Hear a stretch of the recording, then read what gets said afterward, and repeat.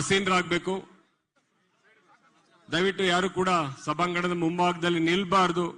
ದಯವಿಟ್ಟು ತಮ್ಮ ತಮ್ಮ ಸ್ಥಳಗಳಲ್ಲಿ ಆಸೀನರಾಗಬೇಕು ಅಂತೇಳಿ ನಾನು ಮನವಿ ಮಾಡ್ಕೊಳ್ತೇನೆ.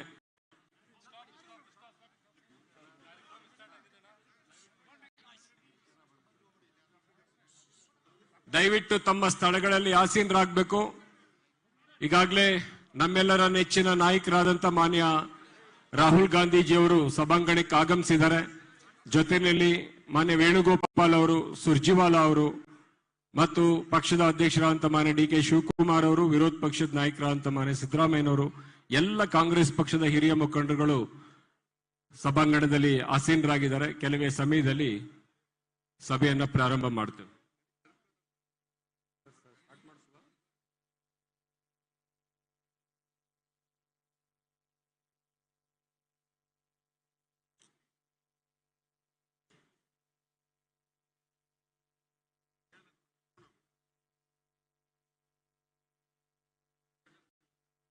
ದಯವಿಟ್ಟು ಫೋಟೋಗ್ರಾಫರ್ಸು ಹಿಂದ್ಗಡೆ ಹೋಗ್ಬೇಕು.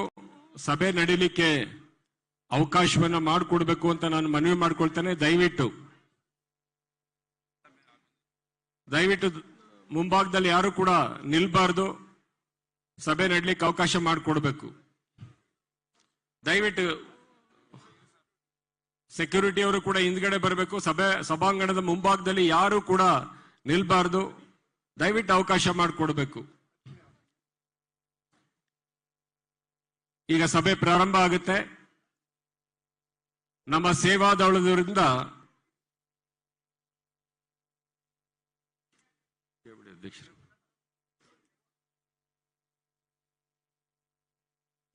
ರಾಮಚಂದ್ರ ಕೇಳ್ಬಿಡಿ. ಅಧ್ಯಕ್ಷರು ಸ್ಟಾರ್ಟ್ ಮಾಡುವ. ಅಧ್ಯಕ್ಷರನ್ನ ಕೇಳ್ಬಿಡಿ, ಸ್ಟಾರ್ಟ್ ಮಾಡಿ. ದಯವಿಟ್ಟು ಬಲಭಾಗದಲ್ಲಿ ಎಡಭಾಗದಲ್ಲಿ ಯಾರು ಕೂಡ ನಿಲ್ಬಾರ್ದು. ಸಭೆ ಪ್ರಾರಂಭ ಮಾಡ್ತೇವೆ. ಪ್ರಾರಂಭಿಕವಾಗಿ ಕರ್ನಾಟಕ ಪ್ರದೇಶ ಸೇವಾದಳ ಸಮಿತಿಯಿಂದ ಒಂದೇ ಮಾತರಂ ಗೀತೆಯನ್ನ ಹಾಡ್ತಾರೆ. ದಯವಿಟ್ಟು ತಾವೆಲ್ಲರೂ ಕೂಡ ಎದ್ದು ನಿಲ್ಬೇಕು ಅಂತೇಳಿ ನಾನು ಮನವಿ ಮಾಡ್ಕೊಳ್ತೇನೆ.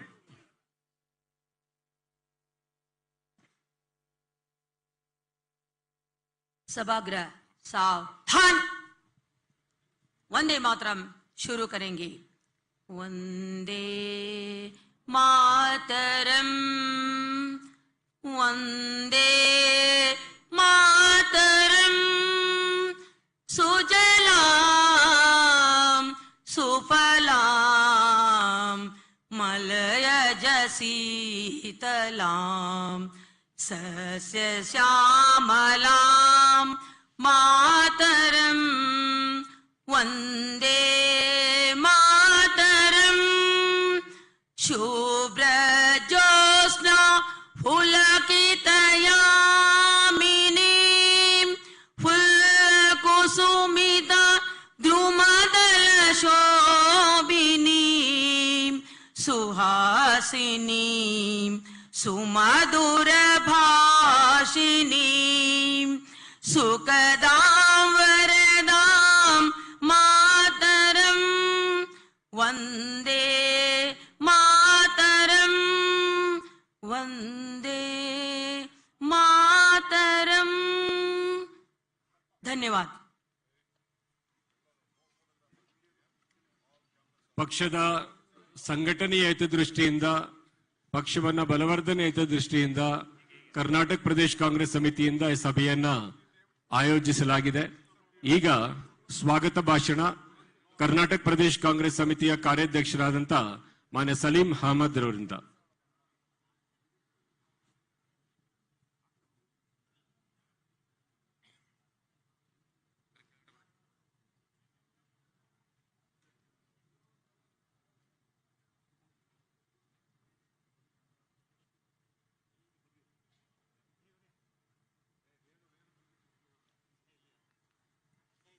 ಈ ಐತಿಹಾಸಿಕ ಕಾರ್ಯಕ್ರಮದಲ್ಲಿ ನಮ್ಮನ್ನು ಉದ್ದೇಶಿಸಿ ಸಂದೇಶ ಕೊಡಲು ಬಂದಂತಹ ನಮ್ಮ ನಾಯಕರು ನಿರಂತರ ಕೋಮುವಾದಿ ಶಕ್ತಿಗಳ ವಿರುದ್ಧ ಹೋರಾಟಗಳನ್ನು ಮಾಡಿಕೊಂಡು ಅದೇ ರೀತಿ ಭ್ರಷ್ಟಾಚಾರ ಅದು ವಿರುದ್ಧ ನಿರಂತರ ಹೋರಾಟ ಮಾಡಿದಂತಹ ನಮ್ಮ ಭವಿಷ್ಯದ ಪ್ರಧಾನಮಂತ್ರಿಗಳಾದ ಸನ್ಮಾನ್ಯ ರಾಹುಲ್ ಗಾಂಧಿ ಅವರಿಗೆ ತಮ್ಮೆಲ್ಲರ ಪರವಾಗಿ ಹೃತ್ಪೂರ್ವಕ ಸ್ವಾಗತವನ್ನು ಬಯಸ್ತಾ ಇದ್ದೇನೆ.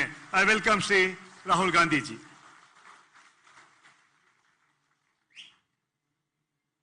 Shri miss H K Patil ji to ಗಾರ್ಲೆಂಡ್ಸ್.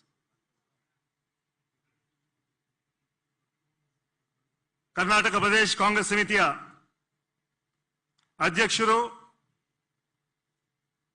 ಕಳೆದ 2 ವರ್ಷಗಳಿಂದ ನಿರಂತರವಾಗಿ ಪಕ್ಷ ಸಂಘಟನೆ ಹಾಗೂ ಹೋರಾಟಗಳ ಮೂಲಕ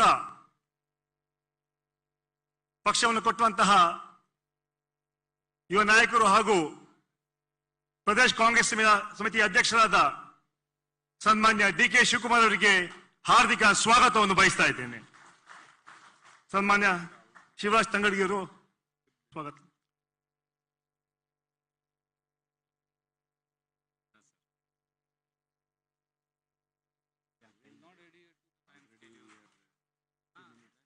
ರಾಷ್ಟ್ರ ನಾಯಕರು, ರಾಜ್ಯಸಭೆಯ ವಿರೋಧ ಪಕ್ಷ ನಾಯಕರಾದ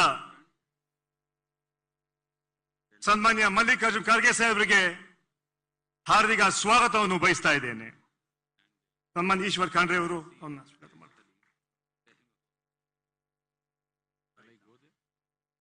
ಅಖಿಲ ಭಾರತ ಕಾಂಗ್ರೆಸ್ ಕಮಿಟಿಯ ಪ್ರಧಾನ ಕಾರ್ಯದರ್ಶಿಗಳು ಹಾಗೂ ಆರ್ಗನೈಸೇಷನ್ ಉಸ್ತುವಾರಿಗಳಾದ ಸನ್ಮಾನ್ಯ ಕೆ.ಸಿ. ವೇಣುಗೋಪಾಲ್ ಅವರಿಗೆ ಹಾರ್ದಿಕ ಸ್ವಾಗತವನ್ನು ಬಯಸ್ತಾ ಇದ್ದೇನೆ. ಸನ್ಮಾನ್ಯ ದಿನೇಶ್ ಗುಂಡೂರಾವ್ ಅವರು ಅವನ್ನ ಸ್ವಾಗತ ಮಾಡಿಕೊಳ್ತಾ ಇದ್ದೇನೆ.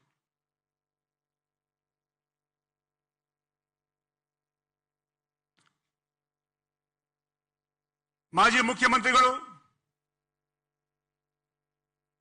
ಸಿಎಲ್ಪಿ ನಾಯಕರು ಹಾಗೂ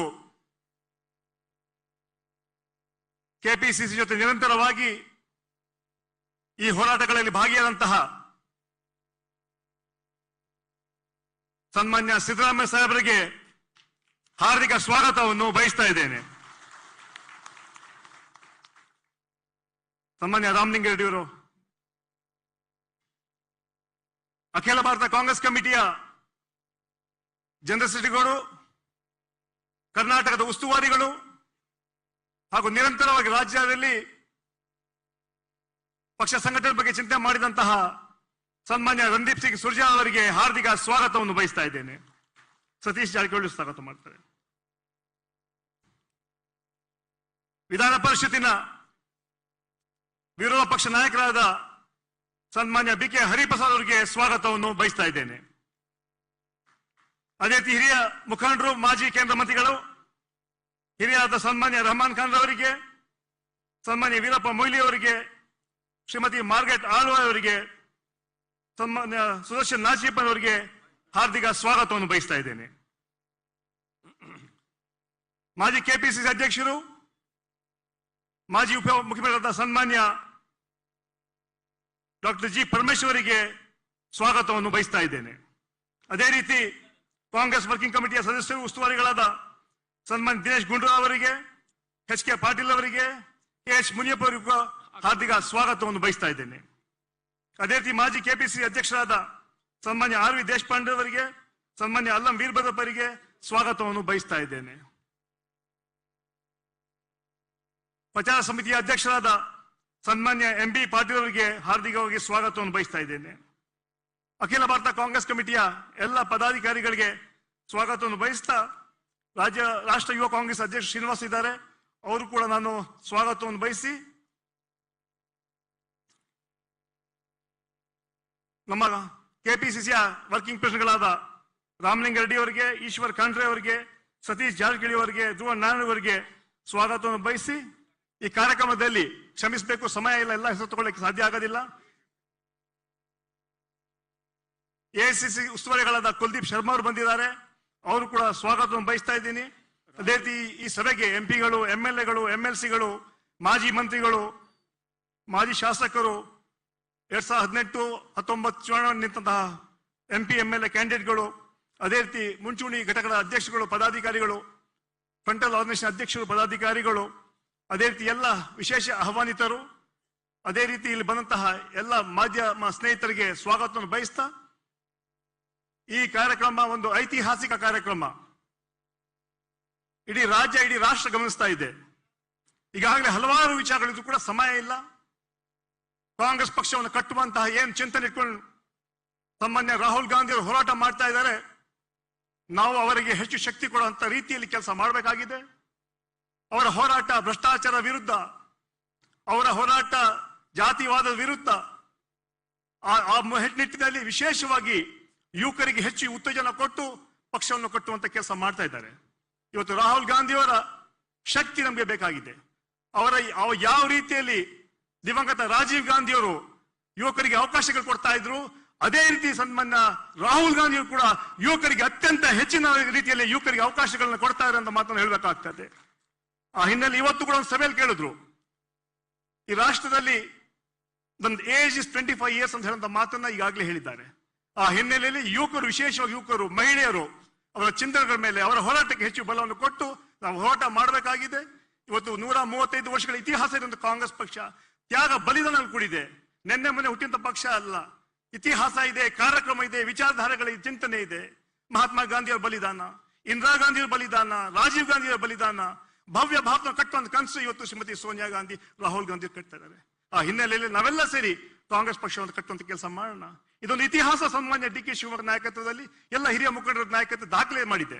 ಸುಮಾರು 55 ಲಕ್ಷ ಸದಸ್ಯರನ್ನ ಇವತ್ತು ಈಗಾಗಲೇ ನೋಂದಣಿ ಮಾಡಿದ್ದಾರೆ. ಇದೊಂದು ಇಡೀ ರಾಷ್ಟ್ರಕ್ಕೆ ಒಂದು ದಾಖಲೆ ಅಂತ ಮಾತನ್ನ ಹೇಳ್ತಾ, ಇನ್ನು ಹೆಚ್ಚು ವಿಚಾರ ಹೇಳಕ್ಕೆ ಸಮಯ ಇಲ್ಲ ಅಂತ ಮಾತಾ ಹೇಳ್ತಾ, ಇವತ್ತು ಏನು ಕಾರ್ಯಕ್ರಮಕ್ಕೆ ತಮ್ಮೆಲ್ಲರಿಗೂ ಸ್ವಾಗತ ವಹಿಸ್ತಾ, ಕಾಂಗ್ರೆಸ್ ಪಕ್ಷನ ಕಟ್ಟುವಂತ ಕೆಲಸ ನಾವೆಲ್ಲ ಮಾಡಬೇಕಾಗಿದೆ. ಏನೇ ಮಾಡಲಿ, ಎಷ್ಟೇ ಈ ಬಿಜೆಪಿಯವರು ಭ್ರಷ್ಟಾಚಾರ ಮಾಡಲಿ, ಹೋರಾಟ ಮಾಡಲಿ, ಆದ್ರೆ 2023ರಲ್ಲಿ ರಾಜ್ಯದಲ್ಲಿ ಕಾಂಗ್ರೆಸ್ ಪಕ್ಷ ಸರ್ಕಾರ ಅಧಿಕಾರಕ್ಕೆ ಬಂದೇ ಬರುತ್ತೆ. ಅದೇ ರೀತಿ 2024ರಲ್ಲಿ ಸಾಮಾನ್ಯ ರಾಹುಲ್ ಗಾಂಧಿ ನಾಯಕತ್ವದಲ್ಲಿ ಕೇಂದ್ರದಲ್ಲೂ ಕೂಡ UPA ಸರ್ಕಾರ ಅಧಿಕಾರಕ್ಕೆ ಬರುತ್ತೆ ಅಂತ ವಿಶ್ವಾಸವನ್ನು ವ್ಯಕ್ತಪಡಿಸ್ತಾ ನಾನು 2 ಮಾತುಗಳನ್ನು ಮುಗಿಸ್ತಾ ಇದ್ದೇನೆ. ಜೈ ಹಿಂದ್, ಜೈ ಕಾಂಗ್ರೆಸ್. ಈಗ ಈ ಸಭೆಯನ್ನ ಉದ್ದೇಶಿಸಿ ಕರ್ನಾಟಕ ಪ್ರದೇಶ ಕಾಂಗ್ರೆಸ್ ಸಮಿತಿಯ ಕಾರ್ಯಾಧ್ಯಕ್ಷರಾದಂತ ಮಾನ್ಯ ಸತೀಶ್ ಜಾರಕಿಹೊಳಿ ಅವರು ಮಾತನಾಡ್ತಾರೆ. ವಿಶೇಷವಾಗಿ ಮೌಢ್ಯತೆಯ ವಿರುದ್ಧ ಕರ್ನಾಟಕ ರಾಜ್ಯದಲ್ಲಿ ಸಾಕಷ್ಟು ಒಳ್ಳೆಯ ಕೆಲಸವನ್ನ ಮಾಡ್ತಾ ಇರ್ತಕ್ಕಂಥ ಮತ್ತು ತರಬೇತಿಗೆ ಹೆಚ್ಚು ವಿಶೇಷತೆಯನ್ನು ಕೊಟ್ಟು ತರಬೇತಿಯನ್ನು ಕೊಡ್ತಾ ಇರ್ತಕ್ಕಂಥ ಮಾನ್ಯ ಸತೀಶ್ ಜಾರಕಿಹೊಳಿ ಅವರು ಸಭೆಯನ್ನು ಉದ್ದೇಶಿಸಿ ಮಾತನಾಡ್ತಾರೆ. ಎಲ್ಲರಿಗೂ ನಮಸ್ಕಾರ.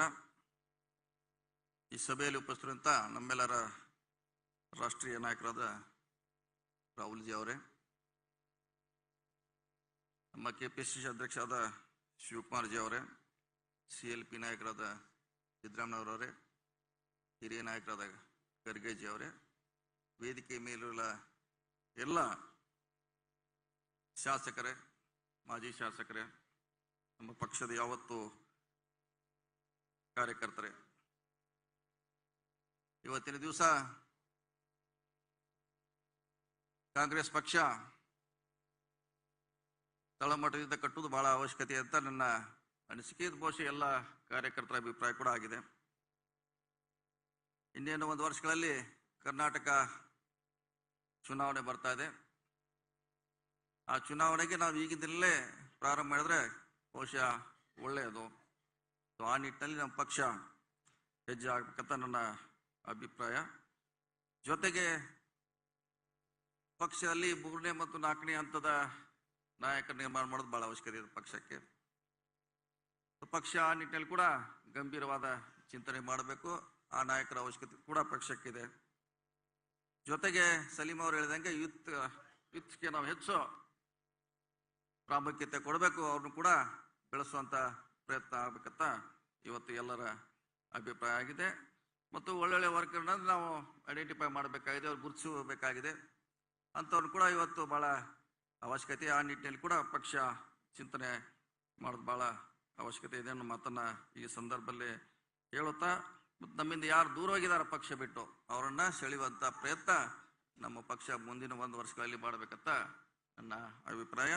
ಜೊತೆಗೆ ಸೇವಾದಳದಲ್ಲಿ ತರಬೇತಿಯನ್ನ ಕಡ್ಡಾಯಗೊಳಿಸಲಿಕ್ಕೆ AICC ಮತ್ತು KPCC ಪ್ರಯತ್ನ ಮಾಡಬೇಕು. ಯಾಕೆ ನಮ್ಗೆ ಟ್ರೈನಿಂಗ್ ಇಲ್ಲದೆ, ಒಂದು ಕೇಂದ್ರ ಬೇಸ ಇಲ್ಲದೆ ನಾವು ಬಹುಶಃ ಇವತ್ತಿನ ಸನ್ನಿವೇಶದಲ್ಲಿ ರಾಜಕೀಯ ಮಾಡೋದು ಬಹಳ ಕಷ್ಟ ಆಗಿದೆ. ಆ ನಿಟ್ಟಿನಲ್ಲಿ ಅಧ್ಯಕ್ಷರು ಪ್ರತಿಯೊಬ್ಬರಿಗೆ ಕಡ್ಡಾಯವಾಗಿ, ಅವ್ರು ಎಷ್ಟೇ ದೊಡ್ಡವರಿದ್ರು ಕೂಡ ಕಡ್ಡಾಯವಾಗಿ ಸೇವಾದಳದಲ್ಲೇ ಅವರು ಟ್ರೈನಿಂಗ್ ತಗೊಳ್ಳೇಬೇಕು. ಅಂಥವ್ರಿಗೆ ಮಾತ್ರ ಪಕ್ಷ ಪ್ರಾಮುಖ್ಯತೆ ಕೊಡಬೇಕನ್ನೋ ಮಾತನ್ನ ಹೇಳ್ತಾ, ಇನ್ನು ಹಲವಾರು ವಿಚಾರಗಳಿದ್ರು ಕೂಡ ನಂತರ ಅವಕಾಶ ಸಿಕ್ಕಾಗ ನಾವು ಮಾತಾಡ್ದಂತ ಹೇಳುತ್ತಾ ಎಲ್ಲರಿಗೂ ನಮಸ್ಕಾರ, ವಂದಿಸ್ತೀನಿ. ಈಗ ಸಮಾರಂಭದ ಉದ್ಘಾಟನೆ ನಮ್ಮೆಲ್ಲರ ನೆಚ್ಚಿನ ನಾಯಕರಂತ ಮಾನ್ಯ ಶ್ರೀ ರಾಹುಲ್ ಗಾಂಧೀಜಿ ಅವರು ಮತ್ತು ವೇದಿಕೆ ಮುಂಭಾಗದಲ್ಲಿರ್ತಕ್ಕಂಥ ಎಲ್ಲ ಹಿರಿಯ ನಾಯಕರು ಮೇಲೆ ಬಂದು ಉದ್ಘಾಟನಾ ಸಮಾರಂಭವನ್ನು ನೆರವೇರಿಸಿಕೊಡ್ಬೇಕು.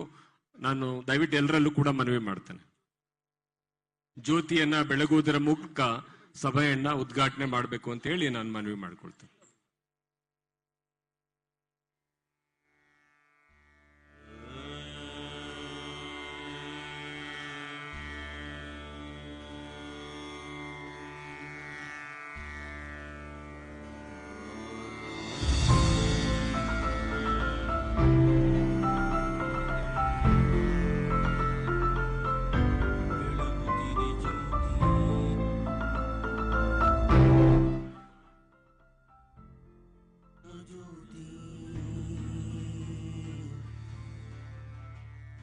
ಬೆಳಗುತ್ತಿದೆ ಜ್ಯೋತಿ,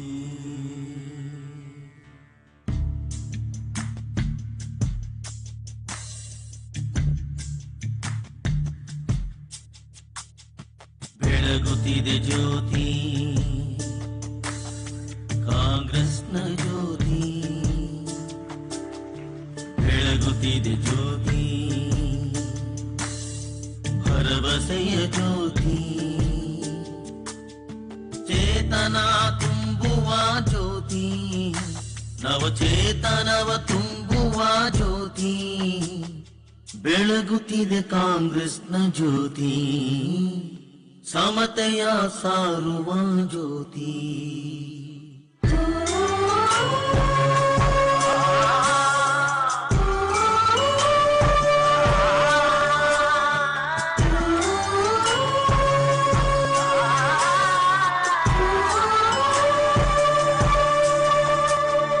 ಬೆಳಗುತ್ತಿದೆ ಕಾಂಗ್ರೆಸ್ನ ಜ್ಯೋತಿ, ಬೆಳಗುತ್ತಿದೆ ಕಾಂಗ್ರೆಸ್ನ ಜ್ಯೋತಿ, ಭರವಸೆಯ ಜ್ಯೋತಿ, ಬಿಡುಗಡೆಯ ಜ್ಯೋತಿ, ಸಮತೆಯ ಸಾರುವ ಜ್ಯೋತಿ, ಮಮತೆಯ ತೋರುವ ಜ್ಯೋತಿ, ಬೆಳಗುತ್ತಿದೆ ಕಾಂಗ್ರೆಸ್ನ ಜ್ಯೋತಿ.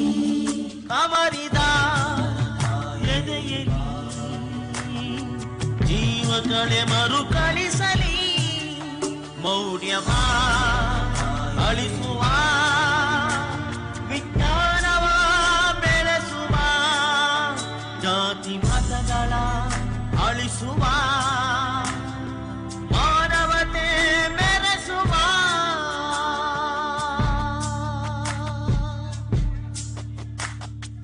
ರೈತನ ಬೆನ್ನಾಗಿ, ಕಾರ್ಮಿಕನ ಹೆಗಲಾಗಿ, ಯುವ ಜನರ ಕನಸುಗಳ ನನಸಾಗಿಸಿ, ಜನಮನದ ಅಂಗಳದಿ ಹೂವಾಗಿ, ಜಾತಿ ಮತ ಮಧ್ಯ ಈಗ ಅಸಮತೆ ಪಕ್ಷದ ಸಂಘಟನೆಯ ಒಂದು ಕಿರುಚಿತ್ರವನ್ನ ನಾವು ಪ್ರದರ್ಶನ ಮಾಡ್ತೇವೆ. ಇದನ್ನ ಮಾನ್ಯ ಹಿರಿಯ ನಾಯಕರಂತ ಮಾನ್ಯ BL ಶಂಕರ್ ಅವರು ಅದನ್ನ ಇಂಗ್ಲಿಷ್ ನಲ್ಲಿ ಅನುವಾದ ಮಾಡ್ತಾರೆ.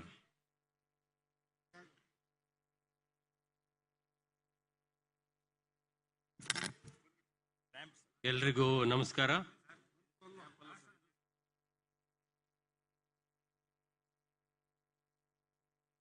Good morning sir, and good morning everybody. As your good self is aware that D.K. Shivkumar was appointed as Karnataka Pradesh Congress Committee President in March 2020. By the time he was appointed as the PCC President, there was already COVID impact on the country and the state. There were many restrictions for holding the public gatherings, meetings and protests, and also there was a series of lockdowns for months. So in spite of the lockdowns, in spite of the restrictions, Karnataka Pradesh Congress Committee in its best ability, and under the leadership of Mr. Shivkumar and Siddaramaiah and other leaders, conducted many programs. A glimpse of that programs for about 5 minutes will be shown to you, sir. Since that is in Kannada, I try to explain it in English, sir, for your benefit.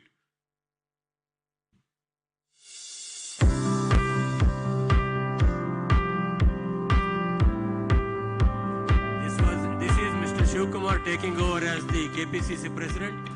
After that, this is the regarding the COVID impact, and when the COVID impact was there was migration laborers who were trying to go to their places. There were restrictions.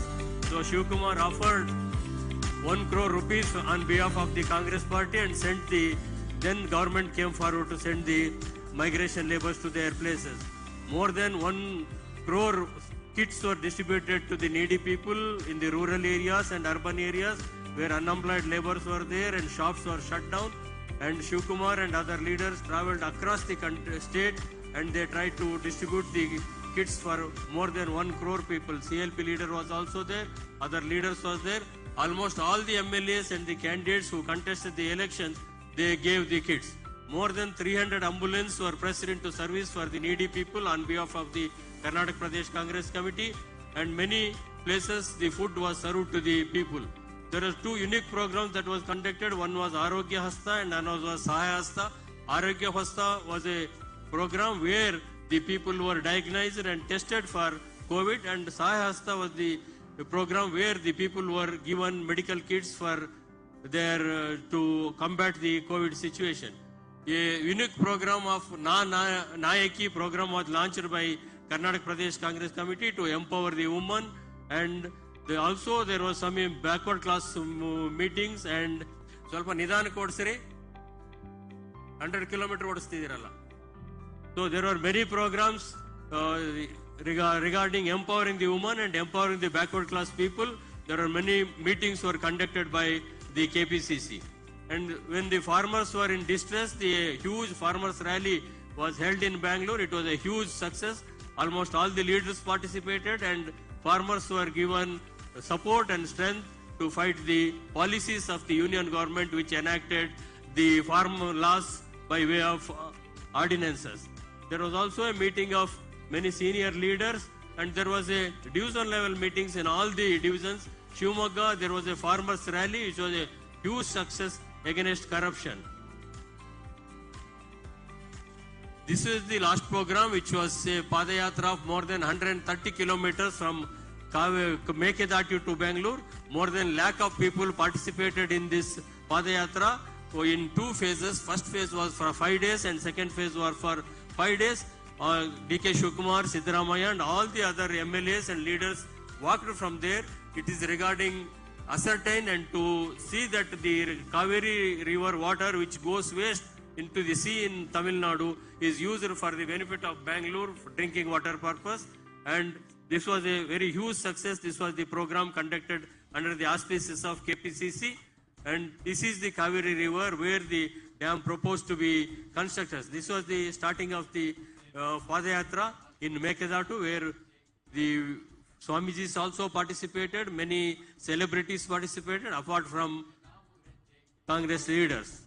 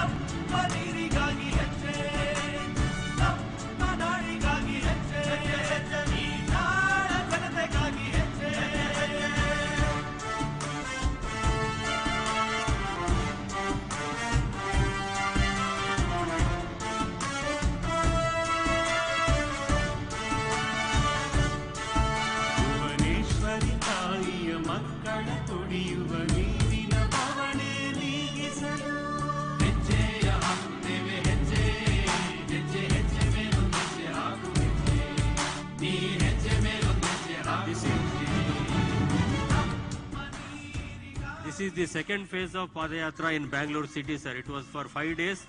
It covered more than 12 assembly segments in Bangalore.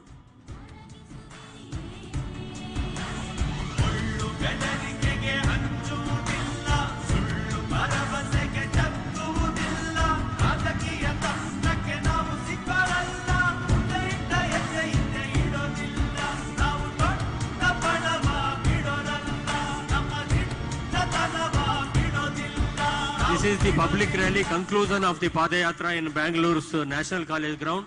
More than 1 lakh people participated in the rally conclusion of the Mekedatu Padayatra, sir. In between there was 2 slides which just we passed over, missed.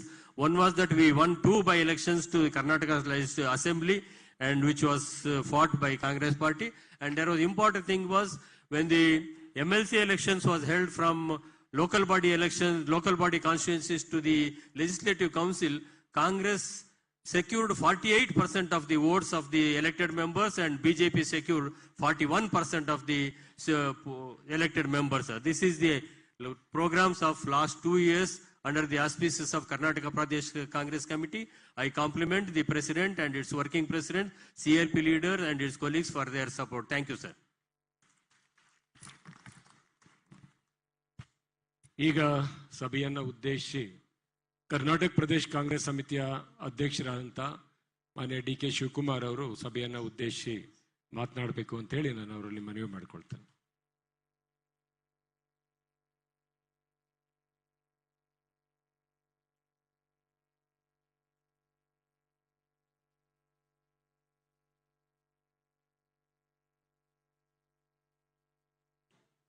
Good afternoon to all of you.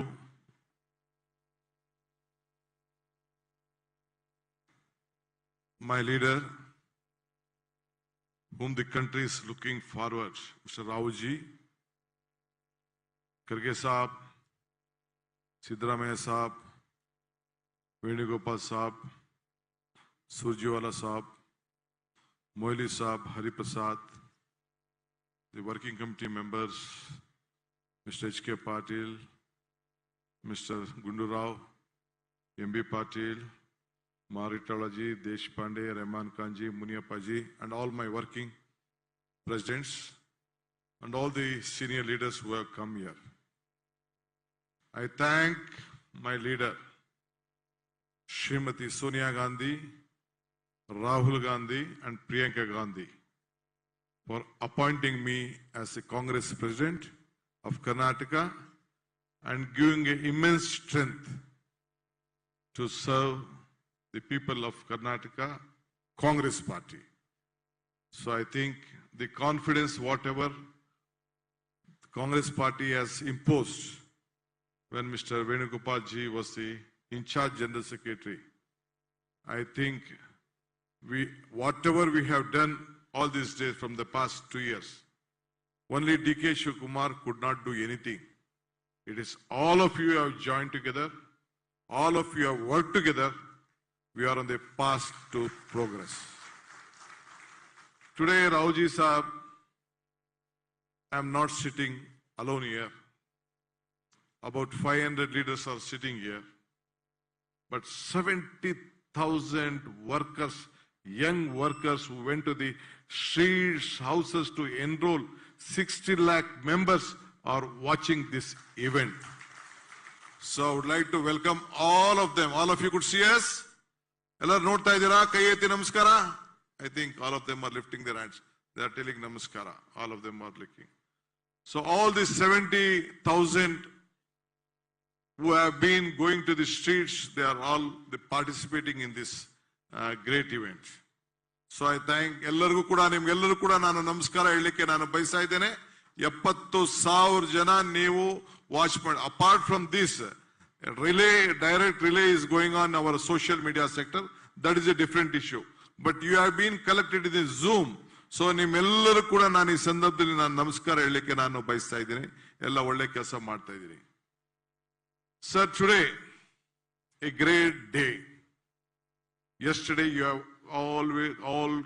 you have come with your entire team to Karnataka. A very big message you have sent in the history of Karnataka politics. and various development and religious issues. You have come to pay respect on the 115th birth anniversary of Shivkumara Swami, Shri Shivkumara Swamiji, which has given a right message and given us good strength. I thank you for this great event, sir. Even Madam Indira Gandhi ji, Rahul Gandhi ji, Sonia Gandhi ji also had paid their respect. And yesterday, I think what you spoke to the children, what Swamiji spoke to all of us, which I gave a message, it is an immense strength. I thank Swamiji for also giving an opportunity to participate in that historic event, sir. I would like to thank again. ಸ್ನೇಹಿತರೆ, ನಾನು ನಿಮ್ಗೆಲ್ಲರೂ ಕೂಡ ಹೆಚ್ಚಿಗೆ ನಾನು ಚರ್ಚೆ ಮಾಡೋಕೆ ಹೋಗುದಿಲ್ಲ. ಬಹಳ ಕಷ್ಟ ಕಾಲದಲ್ಲಿ, in a very difficult time, I was being given an opportunity. It is an opportunity. It is an opportunity to work with all of you. We know that we were in a very difficult times. We are not being allowed to take even the charge. But when I took the charge, they tried to stop my program. We wanted to make a big event, but that could not take place. But we used this opportunity. More than 1,25,000 youngsters in every panchayat, about 7,000 places and 4,000 in different places, totally 11,000 of them, had a meeting. They took a pledge along with all of us. You also took a pledge, we also took a pledge, they also took a pledge in different part of the state. Every panchayat was being connected with the Zoom. One was watching on the relay, one was being connected to the Zoom, and all of them blessed.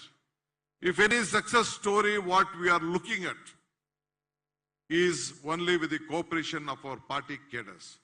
So ಅದರಿಂದ ಈ ಸಂದರ್ಭದಲ್ಲಿ ನೀವೆಲ್ಲ ನನಗೆ ತೋರಿಸಂತ ವಿಶ್ವಾಸ, ನೀವು ಕೊಟ್ಟಂತ ಶಕ್ತಿ, the strength what you have given to me. We believe in collective leadership. ನಾನು ವ್ಯಕ್ತಿ ಪೂಜೆ ಮಾಡಿದವನು ಯಾವತ್ತೂ ಅಲ್ಲ. I don't believe in ವ್ಯಕ್ತಿ ಪೂಜೆ. I believe in ಪಕ್ಷದ ಪೂಜೆ. ಪಕ್ಷ ಇದರ ಮಾತ್ರ ನಾವು ಸಾಧ್ಯ ಅನ್ನೋದನ್ನು ಹೇಳಲಿಕ್ಕೆ ನಾನು ಪ್ರಯತ್ನ ಮಾಡ್ತಾ ಇದ್ದೀನಿ. ಎಲ್ಲ ಕಷ್ಟ ಕಾಲದ ಇವತ್ತು ಎಲ್ಲ ಕಾರ್ಯಕ್ರಮಗಳನ್ನ ನಾನು ಜಾಸ್ತಿ ಮಾತಾಡಬಾರ್ದು, ಬೇರೆ ನಮ್ಮ ನಾಯಕರುಗಳಿಗೆ ಮಾತಾಡ್ಲಿಕ್ಕೆ ಅವಕಾಶ ಕೊಡಬೇಕು ಅನ್ನೋ ದೃಷ್ಟಿಯಿಂದ ನಾನು ಬರೀ ಸ್ಲೈಡಿಂಗ್ ಅಲ್ಲಿ ಒಂದು 5 ನಿಮಿಷ ಮಾತ್ರ ಕೆಲವು ವಿಚಾರಗಳನ್ನ ನಾವು ಏನ್ ಮಾಡಿದ್ದೀವಿ ಅಂತ ನಾವು ತೋರಿಸ್ತೇವೆ. ಈ ಕಷ್ಟಕಾಲದಲ್ಲಿ ಬೇಕಾದಷ್ಟು ಹೋರಾಟ ಮಾಡ್ದು. ಸರ್ಕಾರ ನಮ್ಗಳ ಮೇಲೆಲ್ಲ ಕೇಸ್ಗಳು ಹಾಕೊಂಡು ಬಂದಿದೆ, ಎಲ್ಲ ನಾಯಕರುಗಳ ಮೇಲೆ ಕೇಸ್ ಹಾಕಿದೆ. ನಾವು ಅವರ ಕೇಸ್ಗೆ, ಅವ್ರ ಹೆದರಿಕೆಗೆ ಯಾವುದಕ್ಕೂ ಹಾಕದೆ ನಾವು ಈ ರಾಜ್ಯದ ಹಿತಕ್ಕೋಸ್ಕರ, ರೈತರ ಹಿತಕ್ಕೋಸ್ಕರ, ಬೆಂಗಳೂರು ನಾಗರಿಕರ ಕುಡಿಯಕ್ಕೋಸ್ಕರ ನಾವೆಲ್ಲ 150 ಕಿಲೋಮೀಟರ್ ಹೆಜ್ಜೆ ಹಾಕಿ ಯಶಸ್ವಿಯಾಗಿ ಈ ಸರ್ಕಾರ ನಮ್ಮ ಹೋರಾಟಕ್ಕೆ ಬಗ್ಗಿ ಇವತ್ತು ನಿಂತ್ಕೊಳ್ಳುವಂತ ಒಂದು ಪರಿಸ್ಥಿತಿಗೆ ನೀವೆಲ್ಲ ಕಾರಣಕರ್ತರಾಗಿದ್ದೀರಿ. ಅದಕ್ಕೆ ನಿಮ್ಗೆ ದೊಡ್ಡ ನಮಸ್ಕಾರ ಹೇಳಲಿಕ್ಕೆ ನಾನು ಬಯಸ್ತಾ ಇದ್ದೇನೆ. ಇದು ನಾನೊಬ್ಬನ ಹೆಜ್ಜೆ ಅಲ್ಲ, ಸಿದ್ದರಾಮಯ್ಯ ಹೆಜ್ಜೆ ಅಲ್ಲ. ನಾವ್ ಹೇಳ್ದೋ, ಯಾರು ಒಪ್ಲಿ ಬಿಡ್ಲಿ, ಸರ್ಕಾರ ನಮ್ಮ ಮೇಲೆ ಬೇಕಾದಷ್ಟು ನಿಯಂತ್ರಣ ಮಾಡ್ಲಿಕ್ಕೆ ಪ್ರಯತ್ನ ಮಾಡಿದ್ರು. ಅದಕ್ಕೆ ನಾವು ಅವಕಾಶ ಕೊಡದೆ ಕೊನೆಗೆ ಇಬ್ಬರಾರು ನಡೀತೀವಿ ಅಂತೇಳಿ ನಡೆದು ಸುಮಾರು ಇಲ್ಲಿರುವಂತ 150 ನಾಯಕರುಗಳ ಮೇಲೆ ಕೇಸ್ ಹಾಕಿದ್ದಾರೆ. ಅದನ್ನ ನಾನು ಬೇರೆ ಸಂದರ್ಭದಲ್ಲಿ ಆ ವಿಚಾರ ನಾನು ಚರ್ಚೆ ಮಾಡ್ತಿದ್ದೀನಿ. ಕೋವಿಡ್ ಸಂದರ್ಭದಲ್ಲಿ ನೀವು ಮಾಡಿದಂತ ಹೋರಾಟ, ನೀವು ಮಾಡಿದಂತ ಸೇವೆ ಕರ್ನಾಟಕ ಸರ್ಕಾರ ಮಾಡಕ್ ಆಗ್ಲಿಲ್ಲ. ಎಷ್ಟು ಹಾರ ಕಿಟ್ಟನ್ನ ಹಂಚಿದ್ರಿ, ಯಾವ ರೀತಿ ವ್ಯಾಕ್ಸಿನೇಟ್ ಕರ್ನಾಟಕ ಮಾಡಿದ್ರಿ, ಯಾವ ರೀತಿ ವ್ಯಾಕ್ಸಿನೇಟ್ ಕೊಟ್ರಿ. ನಾವು ಏನು ಒಂದು ನಮ್ಮ ಇದಕ್ಕೆ ಕಾರ್ಮಿಕರಿಗೆ ಆ ಕಷ್ಟಕಾಲದಲ್ಲಿ 1% ಅಷ್ಟು ದುಡ್ಡನ್ನ 2,000, 3,000 ಕೊಡಬೇಕು ಅಂತ ಸಂದರ್ಭದಲ್ಲಿ ಕಾಂಗ್ರೆಸ್ ಪಕ್ಷ ನಿಮ್ಮೆಲ್ಲರ ಸಹಕಾರದಿಂದ ತೀರ್ಮಾನ ಮಾಡಿ, ನಾನು ನಮ್ಮ CLP ನಾಯಕರ ಹತ್ರ ಚರ್ಚೆ ಮಾಡಿ, ಕೆಲವು ಹಿರಿಯರ ಹತ್ರ ಚರ್ಚೆ ಮಾಡಿ 1 ಕೋಟಿ ರೂಪಾಯಿ ಚೆಕ್ ಅನ್ನ ಕೊಟ್ಟಾಗ ಇಡೀ ಸರ್ಕಾರ ನಿಮ್ಮ ಒತ್ತಾಯಕ್ಕೆ ಮಣಿದು ಇಡೀ ರಾಷ್ಟ್ರದಲ್ಲೇ ಈ ತೀರ್ಮಾನವನ್ನ ಮಾಡಬೇಕಾದಂತ ಒಂದು ಅನಿವಾರ್ಯತೆ ಬಂತು. ಸೊ ಅದರಿಂದ entire country, entire state had to yield on the pressure what we fought for the sake of the migrants. They are not the migrants, they are the nation builders of this country. They have been building Karnataka, they are building Bangalore. So we all have stood by them. I think it is with all of your kind support we are in. ಮತ್ತು ನಮ್ಮ corona ಸಂದರ್ಭದಲ್ಲಿ first wave ಇರ್ಬೋದು, second wave ಇರ್ಬೋದು, ಬೇರೆ ಬೇರೆ ಸಂದರ್ಭದಲ್ಲಿ ಎಲ್ಲರೂ ಕೂಡ ನಮ್ಮ ಕೈಲಾದಂತಹ ಸೇವೆ ಮಾಡಿದ್ದೀವಿ. ಬೈ ಎಲೆಕ್ಷನ್ಸ್ ಬಂತು ಮಧ್ಯದಲ್ಲಿ. ಬೈ ಎಲೆಕ್ಷನ್ ಕಷ್ಟ ಮಾಡ್ದೋ, ನಾವು ಹೋರಾಟ ಮಾಡ್ದೋ. ಬೇರೆ ಬೈ ಎಲೆಕ್ಷನ್ ಹಿಂದೆ ಎಲ್ಲ ನಡೆದಾಗ ನಮ್ಮ ಸರ್ಕಾರಗಳೇ ಇದ್ದಾಗ ನಾವು ಅಪೋಸಿಷನ್ ಪಾರ್ಟಿಯವರು ಗೆಲ್ಲಕ್ ಆಗ್ತಿರ್ಲಿಲ್ಲ. But at the time of the by elections, in all the elections we could win. They could win as one, we could also win. Their number in the local bodies was 11, we could also win 11. But other like this one, they feel that the local bodies, urban bodies are there. But we had 55%, BJP had 45%. This is the history which no can change. But now time has come.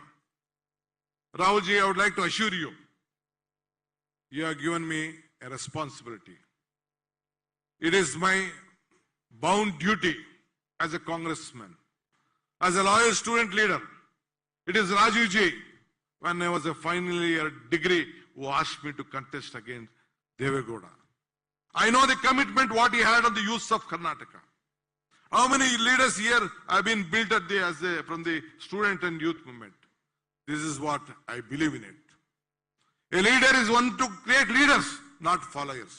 I also believe this is what Rajuji said me. So I would like to assure you, I will take everyone together. From the day when I am doing the same thing, I have to deliver. This is not for me, it is for the country.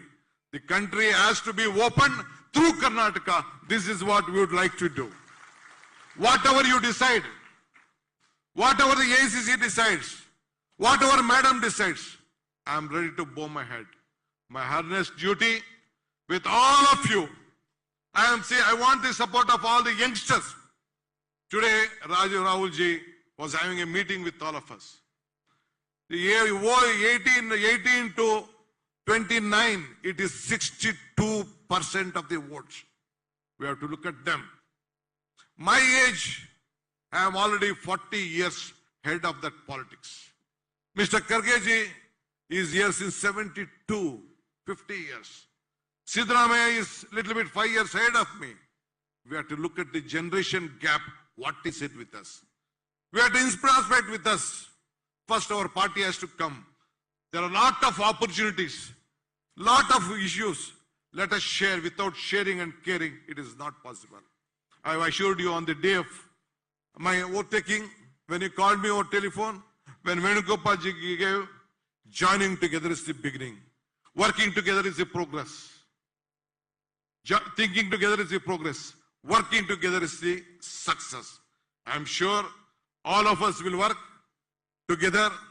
I am very proud today in the country. I know what membership is. I know after 12 years you are given an opportunity. For the first time there is a digital membership. All of them are watching here. This will be the data. This we have to be connected. In every booth, there should be a digital youth. In every booth, there should be a small WhatsApp group of 250, which already I have tried in my constituency. In every booth, there are 240 members who are there in my constituency. I know what is the system which we have to go. We have to look at the modern age. This meeting itself shows that where we stand. Today we have to be connected to every section of the society. Social justice has to be given. This is a country only where Congress party can be united. Congress party can only make this country be united and progress. Whenever we had an opportunity at all our leaders who have been from the helm of affairs from the national level to state level, they have come out with a secular platform, secular programs, and we have protected. From the past 70 years, whatever we have done to this country is the Congress party which has done. I am sure I don't want to take much anything about BJP and other things. Only thing on behalf of all of you, I will assure you that let us all join together, work together. I have not made any one of you to sleep from past 2 years. I know that you all have cooperated, but our bound duty, we should deliver Karnataka to Sonia Gandhi and Rahul Gandhi. This is our commitment. I don't want to speak much. Though there are a lot of issues to speak, I will discuss later. Today he has given time to various leaders. He wants particular to meet the youth. He wants to meet the other sections of the society, all the groups. Then the Mahila. If Congress party, we have to give strength to the Mahila. We have 49.7%. This is very much important. And the youth, this should be that. And as far as farmers is concerned, you know, the state government or the central government, they said that they will never make, they will make the double the income. Nothing could happen. They said about more than 2 crore jobs. Nothing could happen. All of them are the streets. I have given a program to all my youth friends that let us make a survey. They are already on the job. They want a survey of unemployment youth in every assembly segment. A rally has to be conducted. A separate program for women called Nayaki I have given. Cutting across the party, everyone who are the leaders of in the villages, all women should be, no men should be there. Only women should join, and we have chalked out a program. And after this, already ACC has instructed, we are going to call every leaders of the districts, every leaders, either in Bangalore or in the respective divisions or in the district. Already my ACC General Secretary has communicated to me that he is going to spend 15 days a month in Karnataka. 15 days a month. He is going to spend in Karnataka. He is going to look at every assembly segment. I am not going to decide the candidate. It is the local leader, the voice of Karnataka, voice of the workers will be the voice of the Congress president. This is what I would like to say. Please, you all have to join together. Let us work. There are other programs. After next month, we are doing a Chintana Mantana. I had finalized on 10th. Yesterday night, myself, CLP, we had a discussion. We will do the Chintana Mantana in the first week. Date has already been finished. But this after this one, after Ambedkar and this Babu Jagranji program, we will have this interaction program, all the leaders. The other things our senior leaders is going to communicate to you. I thank you for coming, sir. You have given us strength. I don't want to, yesterday also you visit Punit Rajkumar's house and our Swamiji. It has given a very big message and given strength to the Congress party. Once again, I thank all the leaders of this state, my youngsters, young friends and media friends also. They have supported us. They have helped us. They know that without a strong opposition, Karnataka has been one of the most corrupt states of this country. Nowhere an contractor association president, official president where 2 lakh contractors are there. He said that he has written a letter to the Prime Minister of this country. 40% commission is there. Lot of bickering in the BJP. Lot of things. It is our bound duty in every village where I could see that among the 60 lakh voters, 60 lakh members, almost 15% of the members are being enrolled themselves from the various parties to the Congress party.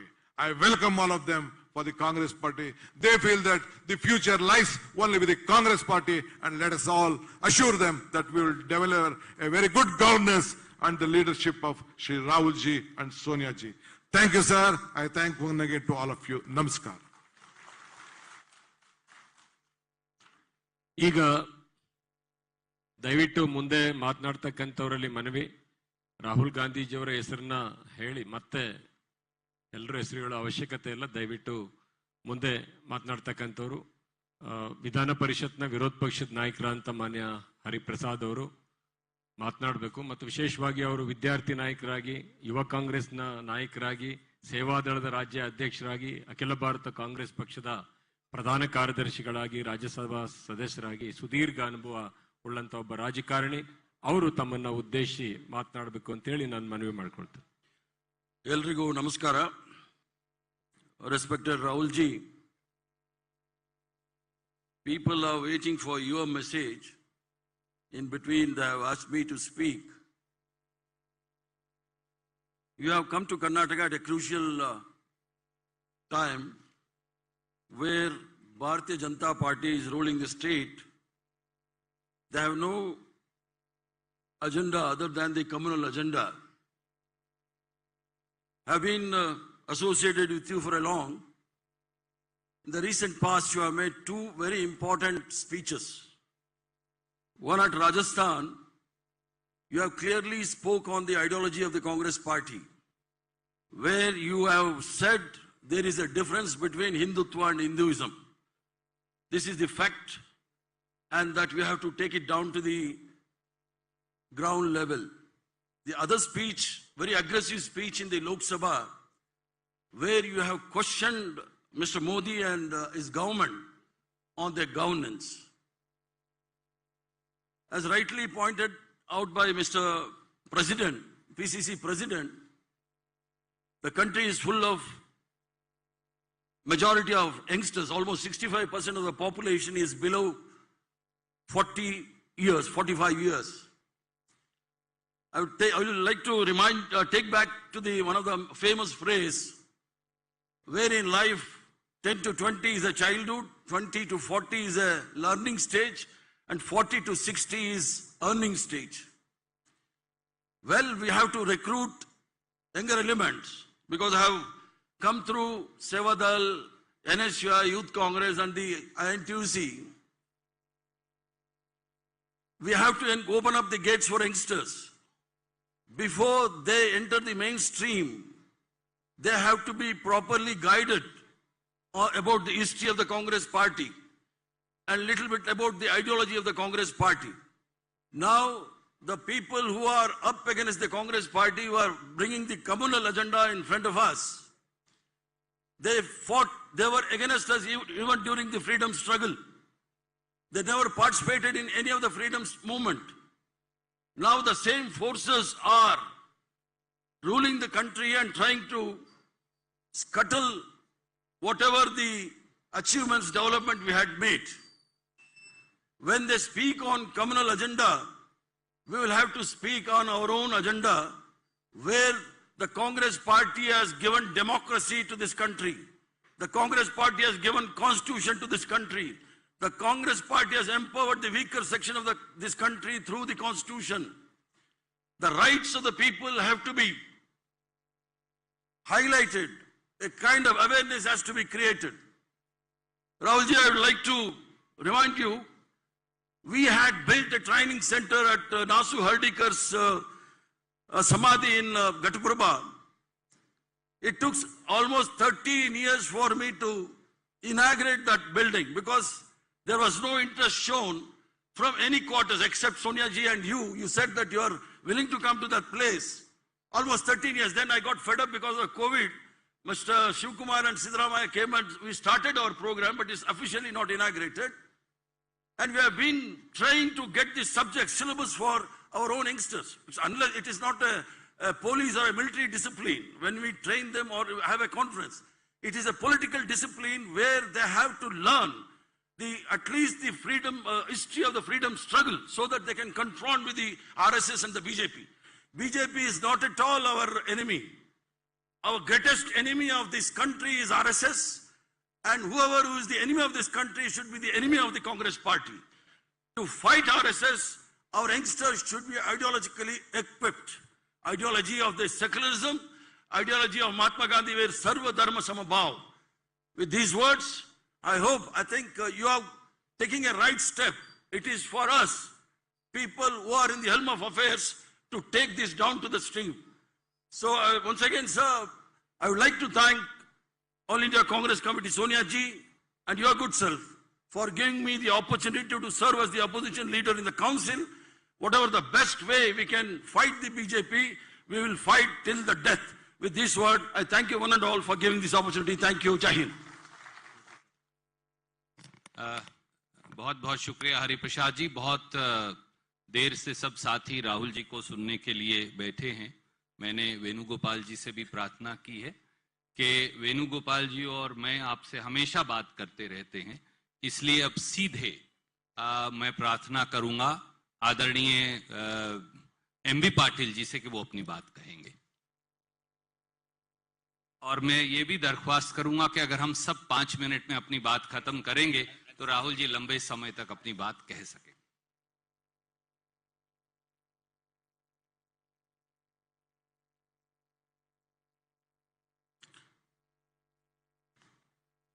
ನಮ್ಮೆಲ್ಲರ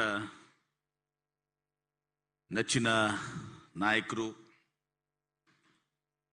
ಈ ದೇಶದ ನಮ್ಮೆಲ್ಲರ ಒಂದು ಆಶಾಕಿರಣವಾದಂಥ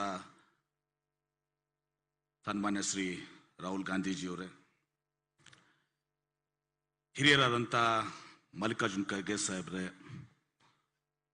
ಸಿದ್ದರಾಮಯ್ಯ ಸಾಹೇಬ್ರೆ, KPCC ಅಧ್ಯಕ್ಷ ಅಂತ D K Shivakumar ಅವರೇ, ವೀರಪ್ಪ ಮೊಯ್ಲಿಯವರೇ, ಎಲ್ಲ ಹಿರಿಯ ನಾಯಕರೇ ಹಾಗೂ ಸ್ನೇಹಿತರೆ, ನಮ್ಮ ದೇಶಕ್ಕೆ ಸ್ವಾತಂತ್ರ್ಯ ಬಂದು ಇವತ್ತು 75 ವರ್ಷ ಸುವರ್ಣ ಮಹೋತ್ಸವನ ನಾವು ಆಚರಣೆ ಮಾಡ್ತಾ ಇದ್ದೀವಿ. ಕಳೆದ 75 ವರ್ಷದಲ್ಲಿ ಏನು ಸ್ವಾತಂತ್ರ್ಯಕ್ಕೋಸ್ಕರ ನಮ್ಮ ಹಿರಿಯರು ತ್ಯಾಗ ಮತ್ತು ಬಲಿದಾನವನ್ನು ಮಾಡಿದರು.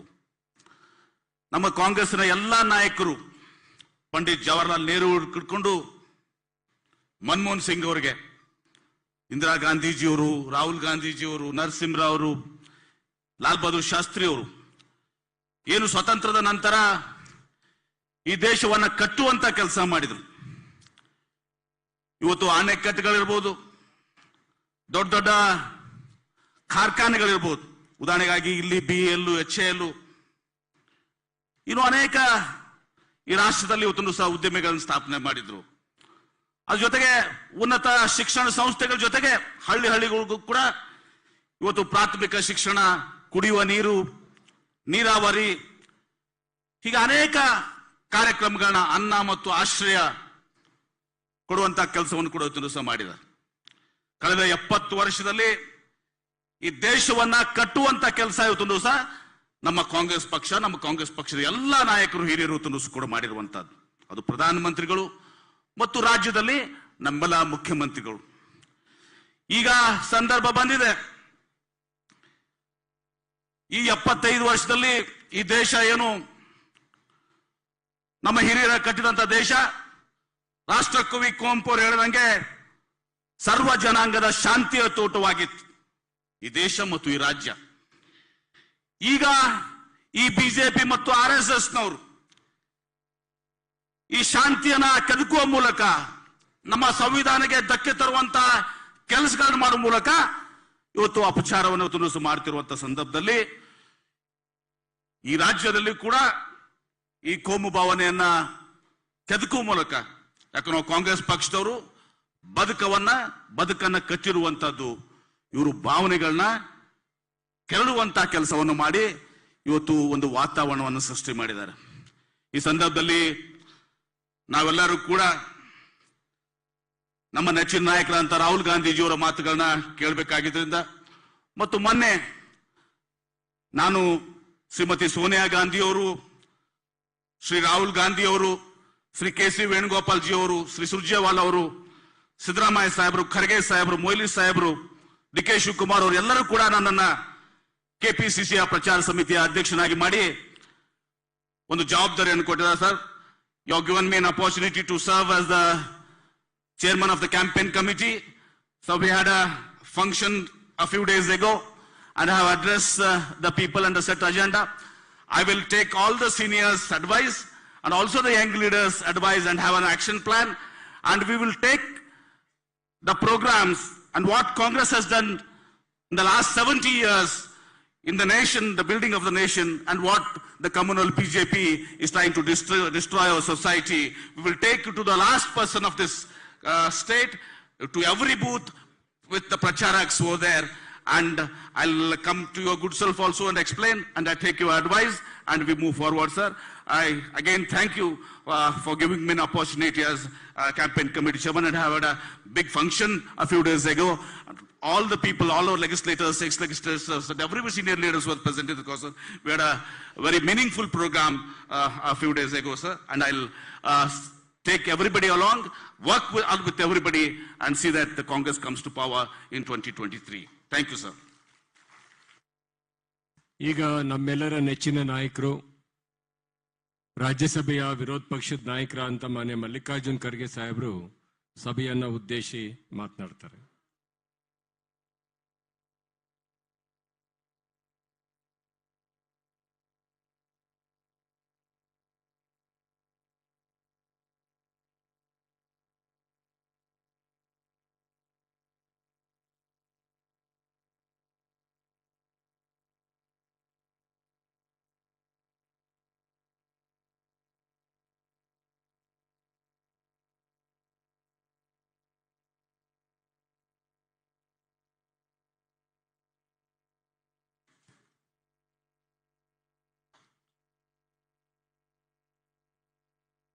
ಇಂದಿನ ಕಾರ್ಯಕರ್ತರನ್ನ ಉದ್ದೇಶಿಸಿ ಮಾತನಾಡಲು ಆಗಮಿಸಿದಂತ ನಮ್ಮೆಲ್ಲರ ಅಚ್ಚುಮೆಚ್ಚಿನ ನಾಯಕರು ಮತ್ತು ಕಾಂಗ್ರೆಸ್ ಪಕ್ಷದ ಮಾಜಿ ಅಧ್ಯಕ್ಷರಾದ ಶ್ರೀ ರಾಹುಲ್ ಗಾಂಧೀಜಿಯವರೇ, ಕಾಂಗ್ರೆಸ್ ಪಕ್ಷದ ರಾಜ್ಯದ ಅಧ್ಯಕ್ಷರಾದ ಶಿವಕುಮಾರ್ ಅವರೇ, CLP ಲೀಡರ್ ಆದಂಥ ಶ್ರೀಮಾನ್ ಸಿದ್ದರಾಮಯ್ಯನವರೇ, ಹಾಗೂ ನಮ್ಮ ಆರ್ಗನೈಸೇಷನ್ ಸೆಕ್ರೆಟರಿಗಳಾದಂಥ ಶ್ರೀಮಾನ್ ವೇಣುಗೋಪಾಲ್ ಅವರೇ, ಹಾಗೂ ಸುರ್ಜೇವಾಲಾ ಸಾಹೇಬ್ರೆ, ಮೇಲ್ಮನೆ ನಾಯಕರಾದ ಶ್ರೀಮಾನ್ ಹರಿಪ್ರಸಾದ್ ಅವರೇ, ಹಾಗೂ ಈಗ ತಾನೇ ಮಾತನಾಡಿದಂಥ MB ಪಾಟೀಲ್ರೇ ಮತ್ತು ಎಲ್ಲ ಹಿರಿಯ ಮುಖಂಡರೇ, ಇಲ್ಲಿ ಉಪಸ್ಥಿತಿರ್ತಕ್ಕಂಥ ಎಲ್ಲ ನಮ್ಮ ಪಕ್ಷದ ಕಾರ್ಯಕರ್ತ ಬಂಧುಗಳೇ, ಈಗಾಗಲೇ ಸಮಯ ಜಾಸ್ತಿ ಆದ ಕಾರಣ ನಾನು ದೀರ್ಘವಾಗಿ ಮಾತನಾಡಕ್ಕೆ ಹೋಗೋದಿಲ್ಲ. ಒಂದೆರಡು ಮಾತುಗಳನ್ನ ಹೇಳಿ, ಹಾಗೂ ಕೂಡ ನಮ್ಮ ರಾಜ್ಯದಲ್ಲಿ ನಾವು ಪ್ರಚಾರ ಮಾಡಬೇಕಾಗ್ತದೆ. ಸೊ ಆ ಸಂದರ್ಭದಲ್ಲಿ ನಮ್ಮ ವಿಚಾರಗಳನ್ನ ನಾವು ಹೇಳೋಣ. ಆದರೆ ಇವತ್ತು ರಾಹುಲ್ ಗಾಂಧೀಜಿ ಅವರು ಬಂದಿದ್ದಾರೆ, ಅದಕ್ಕೆ ಅವರ ಸಮ್ಮುಖದಲ್ಲೂ ಕೂಡ ಒಂದೆರಡು ಮಾತುಗಳನ್ನು ಹೇಳ್ತಕ್ಕಂಥದ್ದು ಅವಶ್ಯ ಅಂತ ಹೇಳಿ ನಾನು ಭಾವಿಸಿದ್ದೇನೆ. ಮೊದಲನೇದು, ಯಾವ ಜನ ನಿಮ್ಮ ಹಿಂದೆ ನಿಂತು ನಿಮ್ಮನ್ನ ಶಕ್ತಿ ತುಂಬಿ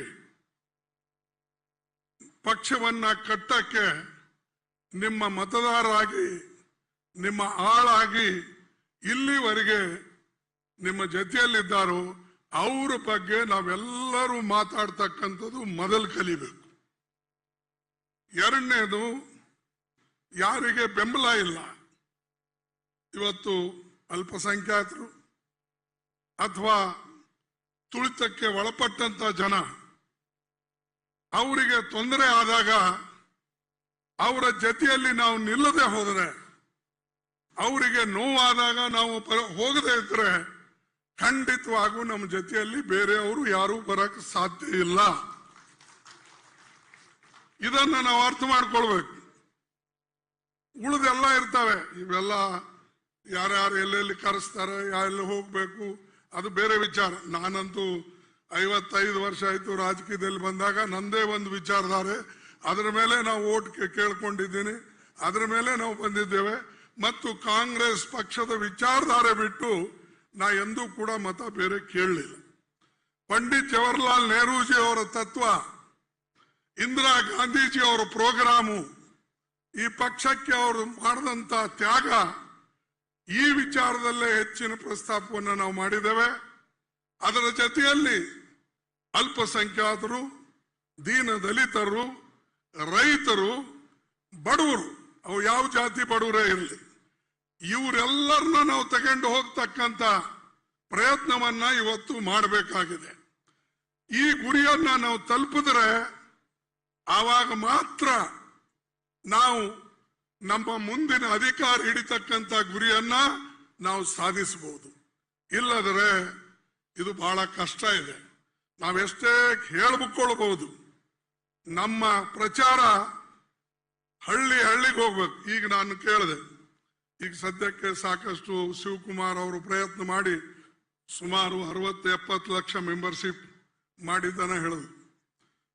ಇದು ನಿಜ. ಅನೇಕ ಸಾರಿ ನಿಮ್ಮ ಒತ್ತಡಕ್ಕೆ, ನಿಮ್ಮ ಪ್ರೆಷರ್ಗೆ, ನಿಮ್ಮ ಪರ್ಸುಯೇಷನ್ಗೆ ಜನ ಸಪೋರ್ಟ್ ಮಾಡ್ತಾರೆ. ಈ ಲೆಕ್ಕದಲ್ಲಿ ಹೋದ್ರೆ ಪ್ರತಿ ಒಬ್ಬ ಸದಸ್ಯ 3 ಓಟ್ ತಗೊಂಡ್ರು ಕೂಡ 1,80,00,000 ಆಗ್ತದೆ. ಅಂದ್ರೆ 1,80,00,000 ಬಂದ್ರೆ ನಮ್ಮ ಸರ್ಕಾರ ಬಂದು ಹೋಗ್ತದೆ. ಇದು ಯೋಚನೆ ಮಾಡಿ.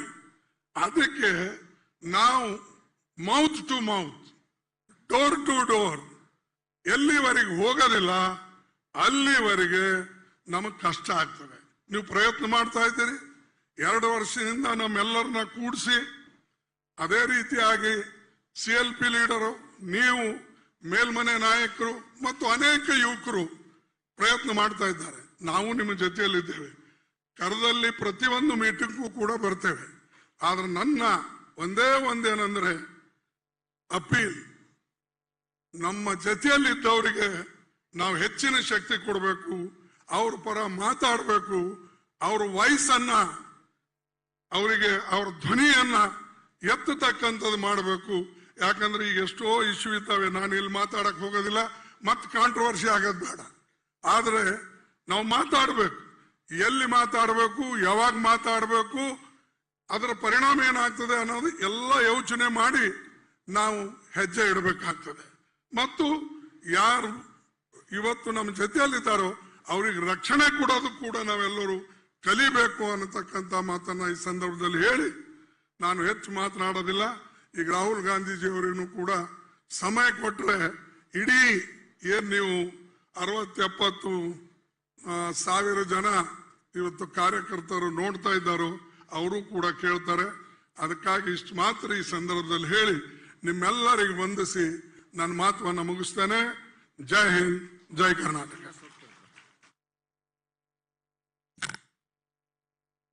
ಈಗ ನಮ್ಮೆಲ್ಲರ ನೆಚ್ಚಿನ ನಾಯಕರು, ಜನಪ್ರಿಯ ಮಾಜಿ ಮುಖ್ಯಮಂತ್ರಿಗಳಂತ ಮತ್ತು ವಿರೋಧ ಪಕ್ಷದ ನಾಯಕರಾದಂಥ ಮಾನ್ಯ ಸಿದ್ದರಾಮಯ್ಯ ಸಾಹೇಬರು ಸಭೆಯನ್ನು ಉದ್ದೇಶಿಸಿ ಮಾತನಾಡ್ತಾರೆ.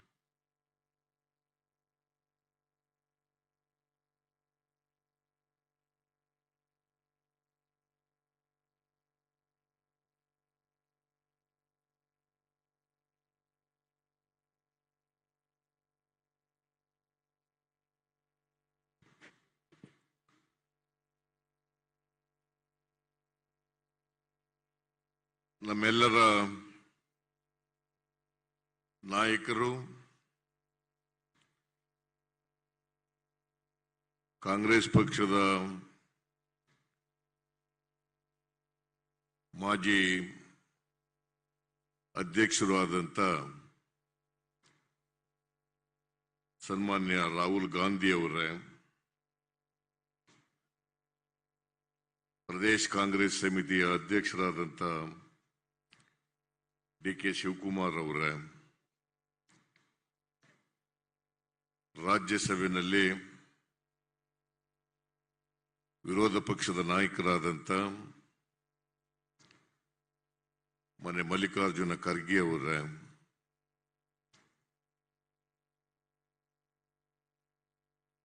ಕಾಂಗ್ರೆಸ್ ಪಕ್ಷದ ರಾಷ್ಟ್ರೀಯ ಪ್ರಧಾನ ಕಾರ್ಯದರ್ಶಿಗಳಾದಂಥ ವೇಣುಗೋಪಾಲ್ ಅವರೇ, ಶ್ರೀ ಸುರ್ಜೇವಾಲಾ ಅವರೇ, ವಿಧಾನ ಪರಿಷತ್ತಿನಲ್ಲಿ ವಿರೋಧ ಪಕ್ಷದ ನಾಯಕರಾದಂಥ ಶ್ರೀ ಹರಿಪ್ರಸಾದ್ ಅವರೇ, ಪ್ರದೇಶ್ ಕಾಂಗ್ರೆಸ್ ಸಮಿತಿಯ ಪ್ರಚಾರ ಸಮಿತಿಯ ಅಧ್ಯಕ್ಷರಾದಂಥ MB ಪಾಟೀಲ್ ಅವರೇ, ಇತರ ಎಲ್ಲ ಹಿರಿಯ ನಾಯಕರುಗಳೇ, ಲೋಕಸಭಾ ರಾಜ್ಯಸಭಾ ಸದಸ್ಯರುಗಳೇ, ಎಲ್ಲ ಶಾಸಕ ಮಿತ್ರರೇ, ಮಾಜಿ ಶಾಸಕರುಗಳೇ, ಎಲ್ಲ ಮುಂಚೂಣಿ ಘಟಕಗಳ ಎಲ್ಲ ಪದಾಧಿಕಾರಿಗಳೇ, ಪ್ರದೇಶ್ ಕಾಂಗ್ರೆಸ್ ಸಮಿತಿಯ ಎಲ್ಲ ಕಾರ್ಯಾಧ್ಯಕ್ಷರುಗಳೇ,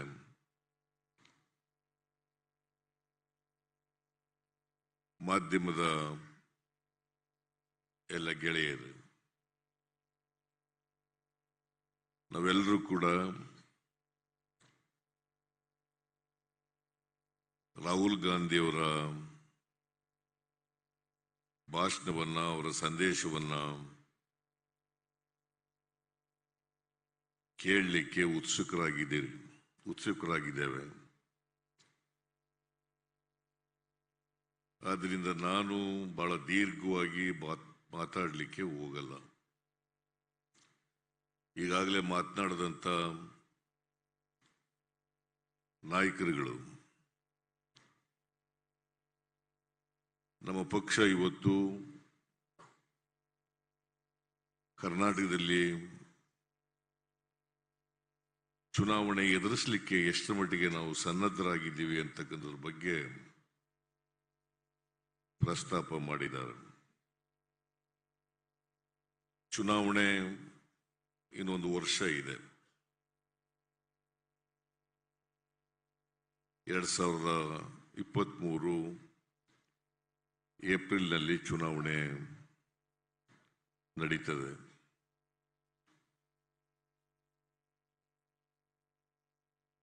ಕರ್ನಾಟಕದಲ್ಲಿ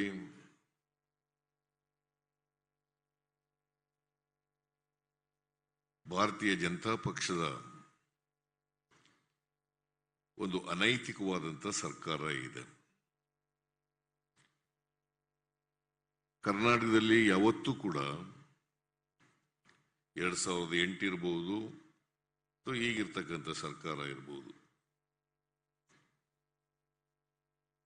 ಜನರ ಆಶೀರ್ವಾದ ಪಡೆದು ಅಧಿಕಾರಕ್ಕೆ ಬಂದಿರತಕ್ಕಂಥ ಪಕ್ಷ ಅಲ್ಲ. ಅವರಿಗೆ ಪೂರ್ಣ ಪ್ರಮಾಣದ ಬಹುಮತ ಬರಲಿಲ್ಲ. 2008ರಲ್ಲೂ ಕೂಡ 110 ಸ್ಥಾನ ಅಷ್ಟೇ ಗೆದ್ದಿದ್ದದ್ದು ಅವರು. 2018ರಲ್ಲೂ ಕೂಡ 104 ಸ್ಥಾನಗಳನ್ನು ಅವರು ಗೆದ್ದಿದ್ದರು.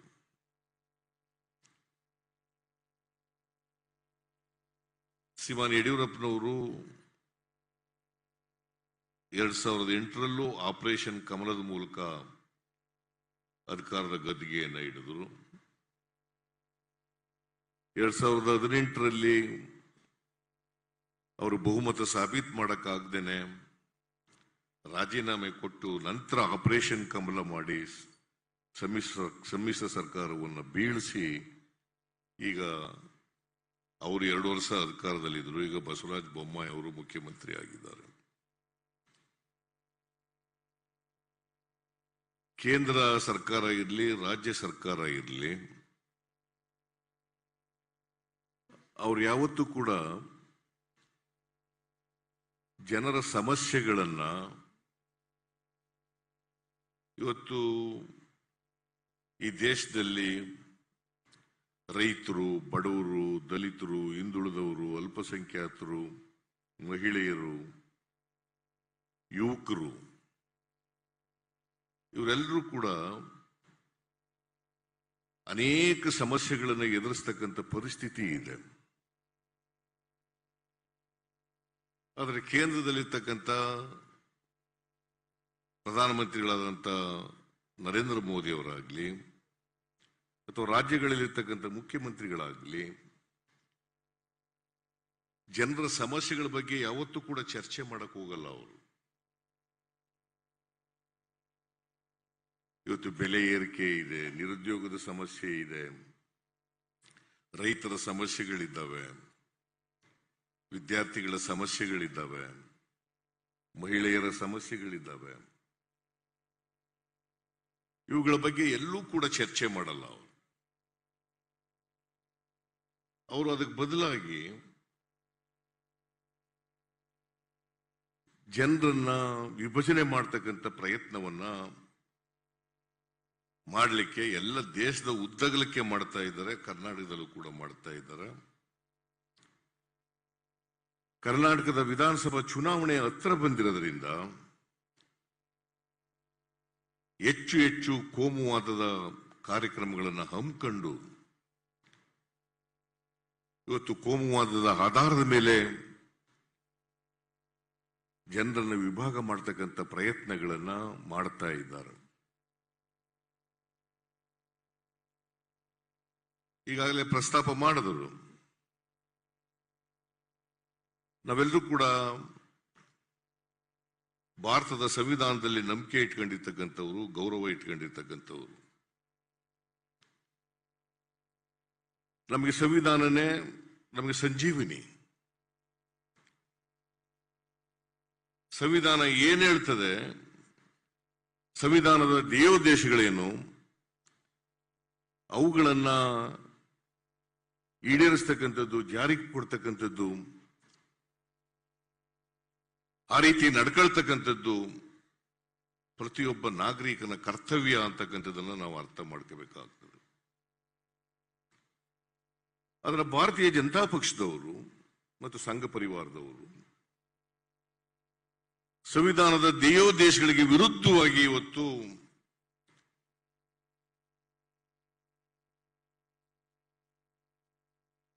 ಜನರ ಮನಸ್ಸುಗಳನ್ನ ಕೋಮುವಾದ ಆಧಾರದ ಮೇಲೆ ಕದಡ್ತಕ್ಕಂಥ ಕೆಲಸವನ್ನ ಇವತ್ತು ಮಾಡ್ತಾ ಇದ್ದಾರೆ. ಕರ್ನಾಟಕದಲ್ಲಿ ಇವರು ಅಧಿಕಾರಕ್ಕೆ ಬಂದ ಮೇಲೆ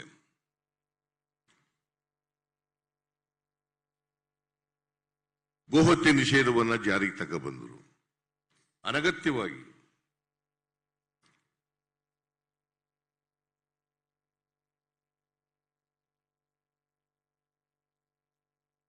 ಆಮೇಲೆ ಆಂಟಿ ಕನ್ವರ್ಷನ್ ಬಿಲ್ ಅನ್ನು ಜಾರಿಗೆ ತಗೊಬಂದರು. ಹಿಜಾಬ್ ವಿಷಯವನ್ನ ಪ್ರಸ್ತಾಪ ಮಾಡಿದರು. ಭಗವದ್ಗೀತೆ ವಿಚಾರವನ್ನ ಪ್ರಸ್ತಾಪ ಮಾಡಿದರು. ಈಗ ಹಲಾಲ್ ವಿಚಾರವನ್ನ ಪ್ರಸ್ತಾಪ ಮಾಡ್ತಾ ಇದ್ದಾರೆ. ಇವರು ಪ್ರಸ್ತಾಪ ಮಾಡಿರ್ತಕ್ಕಂಥ ಯಾವ ವಿಚಾರಗಳಿಗೂ ಕೂಡ ಸಂವಿಧಾನ ವಿರುದ್ಧವಾಗಿದೆ ಅಂತಕ್ಕಂಥದ್ದನ್ನು ನಾವು ತಿಳ್ಕೊಂಡಿದ್ದೀವಿ. ಯಾಕಂದ್ರೆ ಭಾರತೀಯ ಜನತಾ ಪಕ್ಷದವರಿಗೆ, ಸಂಘ ಪರಿವಾರದವರಿಗೆ ಸಂವಿಧಾನದ ಬಗ್ಗೆ ಗೌರವ ಇಲ್ಲ, ಸಂವಿಧಾನದ ಧ್ಯೇಯೋದ್ದೇಶಗಳನ್ನು ಜಾರಿ ಮಾಡಬೇಕು ಅಂತಕ್ಕಂಥದ್ದು ಅವರಿಗೆ ಇಚ್ಛೆ ಇಲ್ಲ. ಅದಕ್ಕಾಗಿ ಈ ವಿಚಾರಗಳನ್ನ ಮುನ್ನೆಲೆಗೆ ತರ್ತಕ್ಕಂಥ ಪ್ರಯತ್ನವನ್ನ ಮಾಡ್ತಾ ಇದ್ದಾರೆ. ವಿಶೇಷವಾಗಿ ಯುವಕರನ್ನ, ಅವರಿಗೆ ಕೋಮುವಾದದ ವಿಷಬೀಜವನ್ನ ಬಿತ್ತಿ, ದ್ವೇಷದ ವಿಷಬೀಜವನ್ನ ಬಿತ್ತಿ ಆ ಯುವಕರಿಗೆ ದಾರಿ ತಪ್ಪಿಸ್ತಕ್ಕಂಥ ಕೆಲಸವನ್ನ ಇವತ್ತು ದೇಶದ ಉದ್ದಗಲಕ್ಕೆ, ರಾಜ್ಯದ ಉದ್ದಗಲಕ್ಕೆ ಮಾಡ್ತಾ ಇದ್ದಾರೆ. ನಾವು ಕಾಂಗ್ರೆಸ್ ಪಕ್ಷ ಜಾತ್ಯತೀತ ತತ್ವದಲ್ಲಿ ನಂಬಿಕೆ ಇಟ್ಕೊಂಡಿರ್ತಕ್ಕಂಥ ಪಕ್ಷ, ಅದಕ್ಕೆ ಬದ್ಧತೆ ಇರ್ತಕ್ಕಂಥ ಪಕ್ಷ.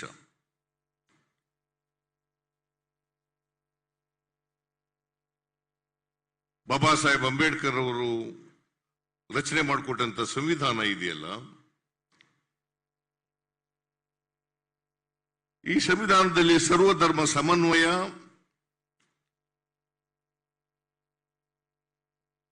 ಸಹಿಷ್ಣುತೆ, ಸಹಬಾಳ್ವೆ, ಇದರಲ್ಲಿ ನಂಬಿಕೆ ಇಟ್ಕೊಂಡಿರ್ತಕ್ಕಂಥವರು ಕಾಂಗ್ರೆಸ್ ಪಕ್ಷ. ಹಿಜಾಬ್ ಇಶ್ಯೂನೇ ಅಲ್ಲ, ನೂರಾರು ವರ್ಷಗಳಿಂದ ಪಾಲನೆ ಮಾಡ್ಕೊಂಡು ಬಂದಿರತಕ್ಕಂಥದ್ದು. ಅದು ಒಂದು ಧಾರ್ಮಿಕ ಪದ್ಧತಿ. ಅದು ಏನು ಉಡುಪಿನಲ್ಲಿ ಜಿಲ್ಲೆಯಲ್ಲಿ ಪ್ರಾರಂಭ ಆಯಿತು, ಸರ್ಕಾರ ಮನಸ್ಸು ಮಾಡಿದ್ರೆ ಅದು ಹರಡದಂತೆ ನೋಡ್ಕೊಳ್ಳಿಕ್ಕೆ ಸಾಧ್ಯ ಆಯ್ತಿತ್ತು. ಅವತ್ತೇ ಅದನ್ನು ಮುಗಿಸ್ಲಿಕ್ಕೆ ಸಾಧ್ಯ ಆಯ್ತಿತ್ತು. ಆದರೆ ದುರುದ್ದೇಶದಿಂದ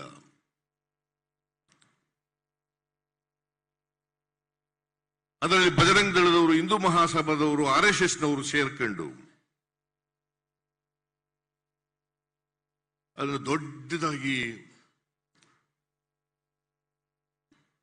ವಿದ್ಯಾರ್ಥಿಗಳ ಮುಂದೆ ಇಡ್ತಕ್ಕಂಥ ಪ್ರಯತ್ನವನ್ನು ಮಾಡಿ ಮುಸ್ಲಿಮರನ್ನ ಖಳನಾಯಕರನ್ನಾಗಿ ಮಾಡ್ತಕ್ಕಂಥ ಪ್ರಯತ್ನವನ್ನು ಮಾಡಿದ್ದಾರೆ.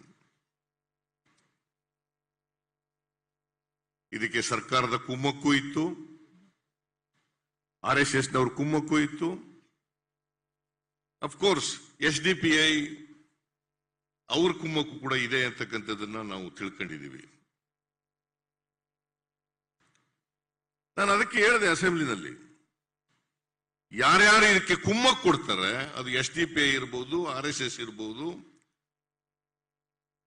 ಅಥವಾ ಬಜರಂಗ ದಳ ಇರ್ಬೋದು, ನಿಮ್ಗೆ ದಮ್ಮಿದ್ರೆ ಬ್ಯಾನ್ ಮಾಡ್ರಿ ಅವೆಲ್ಲನೂ ಕೂಡ ಅಂತ ಹೇಳಿದೆ. SDPIನೂ ಸೇರಿಸಿ ಬ್ಯಾನ್ ಮಾಡ್ರಿ ಅಂತ ಹೇಳಿದೆ.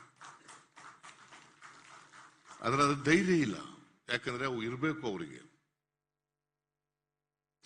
SDP ಇರಬೇಕು, ಬಜರಂಗ ದಳನೂ ಇರಬೇಕು, ರಾಮ್ ಸೇನೆನೂ ಇರಬೇಕು. ಅದಿದ್ದರೂ ಮಾತ್ರ ಸಮಾಜದಲ್ಲಿ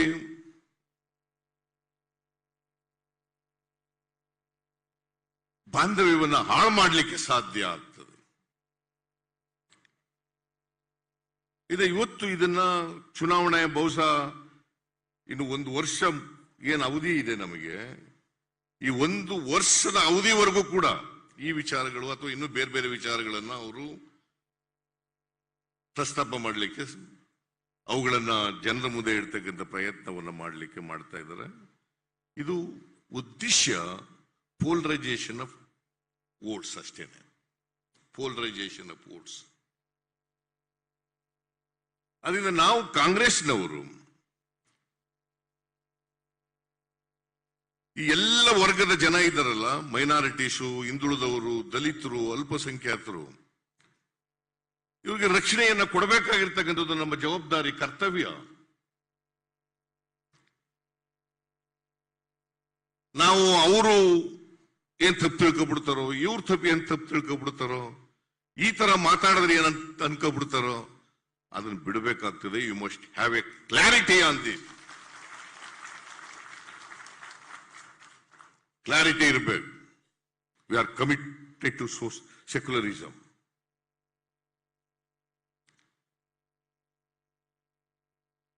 ಇದು ಕ್ಲಾರಿಟಿ ಇಲ್ಲದೆ ಹೋದ್ರೆ ನಮ್ಮ ಕಾರ್ಯಕರ್ತರಿಗೆ, ನಾವು ಆ ಜನಾಂಗದವರಿಗೆ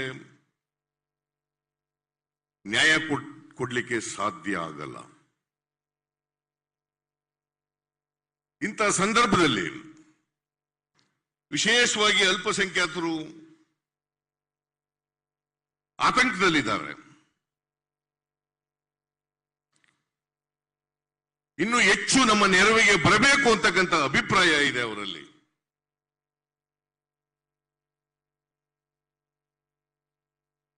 ಇದು ಅನೇಕ ಜನ ಅಲ್ಪಸಂಖ್ಯಾತರು ನನ್ನ ಜೊತೆನಲ್ಲಿ ಮಾತನಾಡಿದ್ದಾರೆ. ಅದಕ್ಕೋಸ್ಕರ the Congress party must be aggressive on these issues.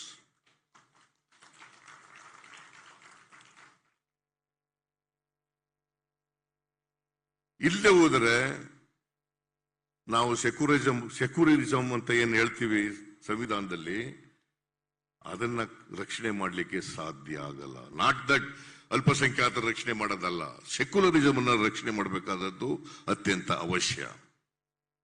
ಈ ದೇಶ ಯಾವುದೋ ಒಂದು ಧರ್ಮದ, ಒಂದು ಜಾತಿ ದೇಶ ಅಲ್ಲ. ಇದು ಎಲ್ಲರ ತ್ಯಾಗ ಬಲಿದಾನಗಳಿಂದ ಹಿಂದೂಗಳು, ಅಲ್ಪಸಂಖ್ಯಾತರು, ಮುಸಲ್ಮಾನರು, ಕ್ರಿಶ್ಚಿಯನ್ರು, ಸಿಖ್ರು ಎಲ್ಲ ಬಲಿದಾನಗಳಿಂದ ನಮಗೆ ಸಿಕ್ಕಿರ್ತಕ್ಕಂಥದ್ದು ಈ ಸ್ವಾತಂತ್ರ್ಯ. ಇನ್ನು ಯಾರೋ ಒಂದು ವರ್ಗದ ಜನರಿಂದ ಸ್ವಾತಂತ್ರ್ಯ ಬಂದಿರತಕ್ಕಂಥದ್ದಲ್ಲ. ನಾವು ಸ್ವಾತಂತ್ರ್ಯ ಉಳಿಸ್ಕೋಬೇಕಾದ್ರೆ, ಪ್ರಜಾಸತ್ತೆ ಉಳಿಸ್ಕೋಬೇಕಾದ್ರೆ, ಸಂವಿಧಾನ ರಕ್ಷಣೆ ಮಾಡಬೇಕಾದ್ರೆ ಎಲ್ಲ ವರ್ಗದ ಜನರಿಗೂ ಕೂಡ ನ್ಯಾಯ ಕೊಟ್ಟಾಗ ಮಾತ್ರ ಸಾಧ್ಯ ಅಂತಕ್ಕಂಥದ್ದನ್ನ ತಿಳ್ಕೋಬೇಕಾಗ್ತದೆ. ಬಹುಶಃ ಸೋನಿಯಾ ಗಾಂಧಿ ಅವರು, ರಾಹುಲ್ ಗಾಂಧಿ ಅವರು ಈ ವಿಚಾರದಲ್ಲಿ ಯಾವುದೇ ರಾಜಿ ಮಾಡ್ಕೊಳ್ಳಿಕ್ಕೆ ತಯಾರಾಗಿಲ್ಲ. ಅವರು ರಾಹುಲ್ ಗಾಂಧಿ ಅವರು ಹೇಳ್ತಿದ್ರು, ಇಂಥ ಸನ್ನಿವೇಶದಲ್ಲಿ ಯುವಕರನ್ನು ಹೆಚ್ಚು ಹೆಚ್ಚು ಪಕ್ಷಕ್ಕೆ ತರ್ತಕ್ಕಂಥ, ಪ್ರೋತ್ಸಾಹಿಸ್ತಕ್ಕಂಥ, ಅವರಿಗೆ ಶಕ್ತಿ ಕೊಡ್ತಕ್ಕಂಥ ಕೆಲಸವನ್ನ ಪಕ್ಷ ಮಾಡಬೇಕು ಅಂತಕ್ಕಂಥ ಮಾತನ್ನ ಹೇಳ್ತಾ ಇದ್ರು. ನಾನು ಆ ಮಾತನ್ನ ಒಪ್ಕೊಳ್ತೇನೆ. ಯುವಕರು they should take up this issue.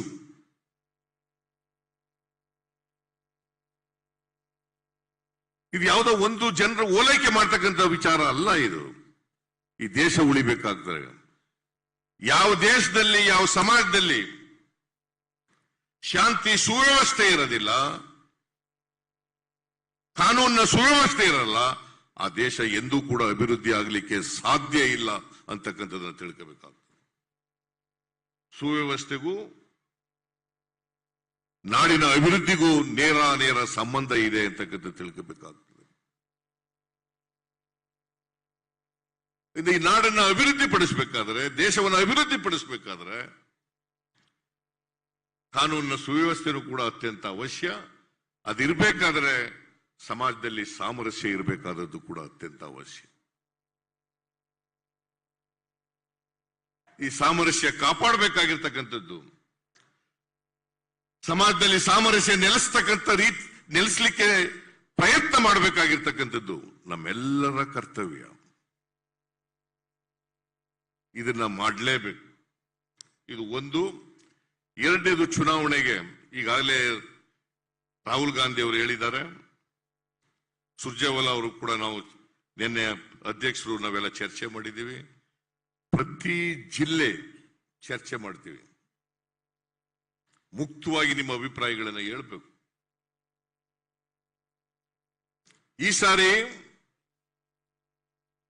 Congress ಪಕ್ಷ ಗೆಲ್ಲೇಬೇಕು. ನಾವು 135ರಿಂದ 140 ಸ್ಥಾನಗಳನ್ನು ಗೆಲ್ಲೇಬೇಕು. ಈ ಕೋಮುವಾದಿ ಬಿಜೆಪಿಯನ್ನ ಕಿತ್ತೊಗೆಯತಕ್ಕಂಥ ಕೆಲಸವನ್ನ ಮಾಡಲೇಬೇಕು. ಅದಕ್ಕೋಸ್ಕರ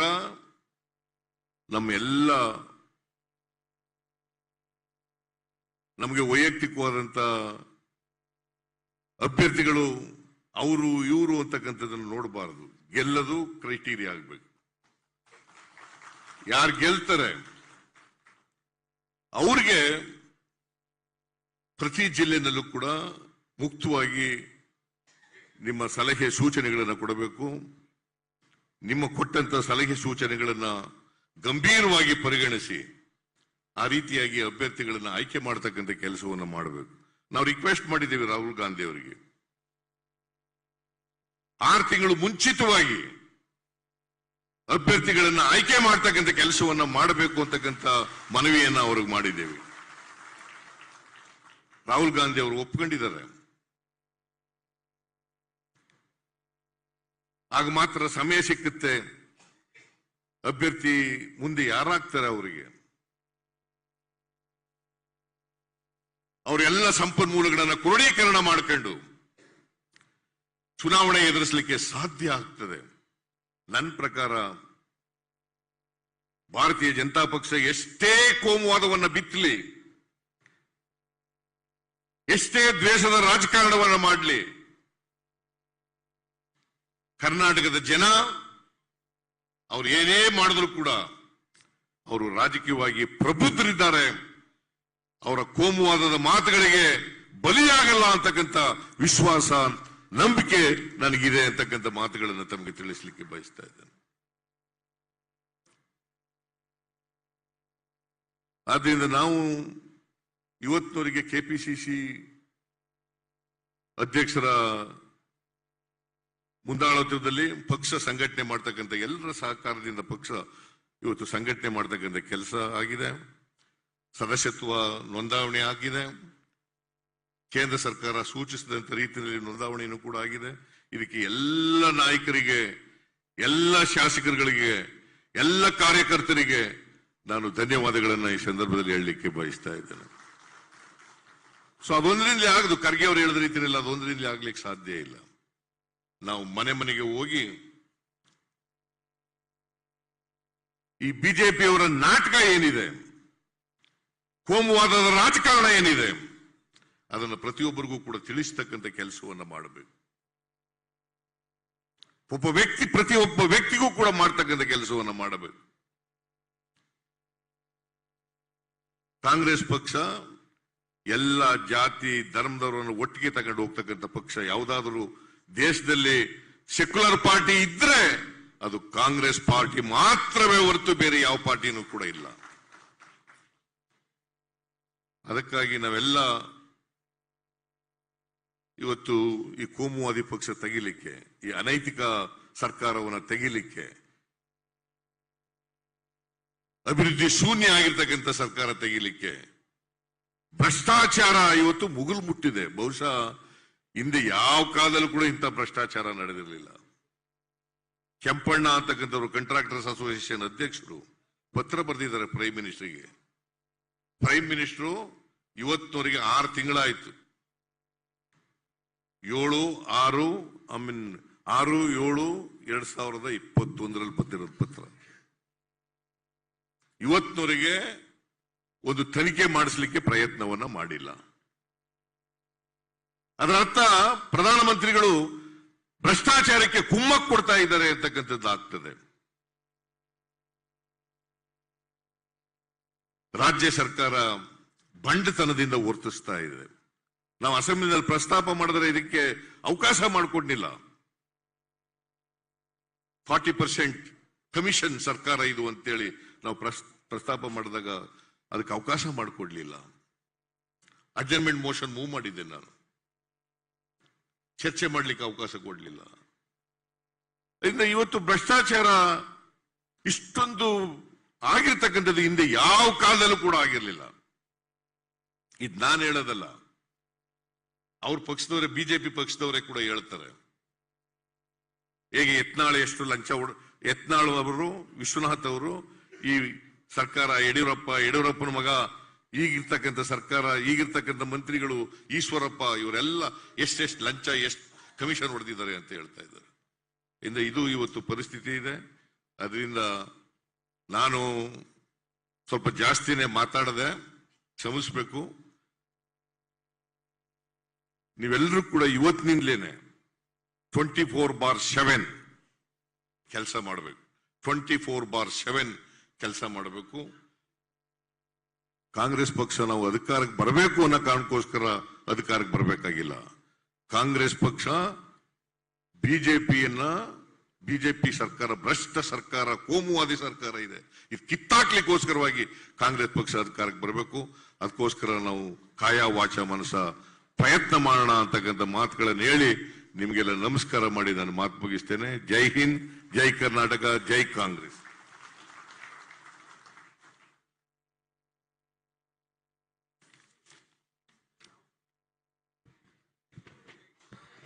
ಈಗ ಸದಸ್ಯತ್ವ ನೋಂದಾವಣೆಯಲ್ಲಿ ಅತ್ಯಂತ ಹೆಚ್ಚಿನ ಸಂಖ್ಯೆಯಲ್ಲಿ ಮಾಡಿದಂತ ಹೇಳ್ತೀನಿ ಒಂದು ಸೆಕೆಂಡ್. ಸದಸ್ಯತ್ವ ನೋಂದಾವಣೆ ಮಾಡಿದವರಿಗೆ ಅಭಿನಂದನೆಗಳನ್ನ ಸಲ್ಲಿಸ್ತಕ್ಕಂಥದ್ದು, ಮತ್ತೆ ಝೂಮ್ ಅಲ್ಲಿ ಇಂಟರಾಕ್ಷನ್ ಮಾಡ್ತಕ್ಕಂಥದ್ದು ಇದೆ. ಮತ್ತೆ ವಿಶೇಷವಾಗಿ ರಾಹುಲ್ ಗಾಂಧಿ ಅವರ ಕೊಡುಗೆ ದೇಶಕ್ಕೆ, ರಾಜ್ಯಕ್ಕೆ ಅಪಾರವಾಗಿದೆ. UPA ಸರ್ಕಾರ ಇದ್ದಂತ ಸಂದರ್ಭದಲ್ಲಿ ಮಹಾತ್ಮ ಗಾಂಧಿ ಉದ್ಯೋಗ ಖಾತ್ರಿ ಯೋಜನೆ ಕೇವಲ ಕೆಲವೇ ಜಿಲ್ಲೆಗಳಿಗೆ ಸೀಮಿತವಾಗಿದ್ದನ್ನ ರಾಹುಲ್ ಗಾಂಧಿ ಅವರು ಮತ್ತು ಯುವ ಸಂಸದರ ಒಂದು ನಿಯೋಗ ಪ್ರಧಾನಮಂತ್ರಿಗಳನ್ನ ಭೇಟಿ ಮಾಡಿ ಮನಮೋಹನ್ ಸಿಂಗ್ ಅವರಿಗೆ ಇಡೀ ದೇಶಕ್ಕೆ ವಿಸ್ತಾರ ಮಾಡಿದಂತದ್ದು ಒಂದು ಕೊಡುಗೆ. ಇನ್ನೊಂದು ಅರಣ್ಯ ಕಾಯ್ದೆ ಹಕ್ಕನ್ನ ಜಾರಿಗೊಳಿಸಿದಂಥದ್ದು ಮತ್ತು ಲ್ಯಾಂಡ್ ಎಕ್ವೈಷನ್ ಬಿಲ್ ತಂದು ರೈತರಿಗೆ ಸಹಾಯ ಮಾಡಿದಂತ ಕೊಡುಗೆ ರಾಹುಲ್ ಗಾಂಧಿ ಅವರಿಗೆ ಸಲ್ಲುತ್ತೆ. ಈಗ I request Shri Rahul Gandhiji to address the gathering.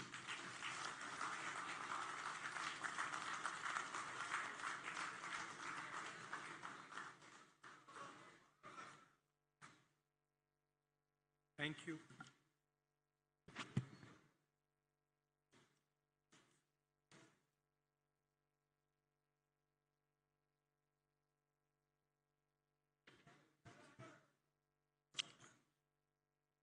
KC Venugopal ji,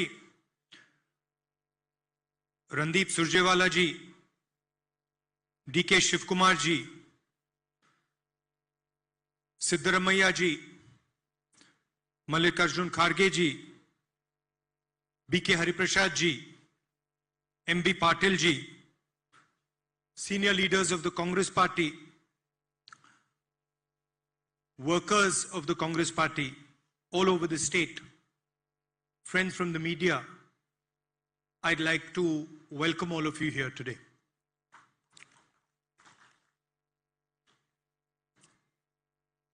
Am I going to do the interaction first? Later. Okay. We are faced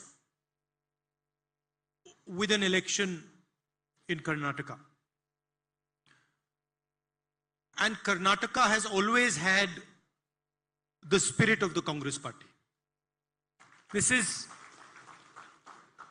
is a natural Congress state. The other thing to be very clear about is that the current government of the BJP is not a legitimate government.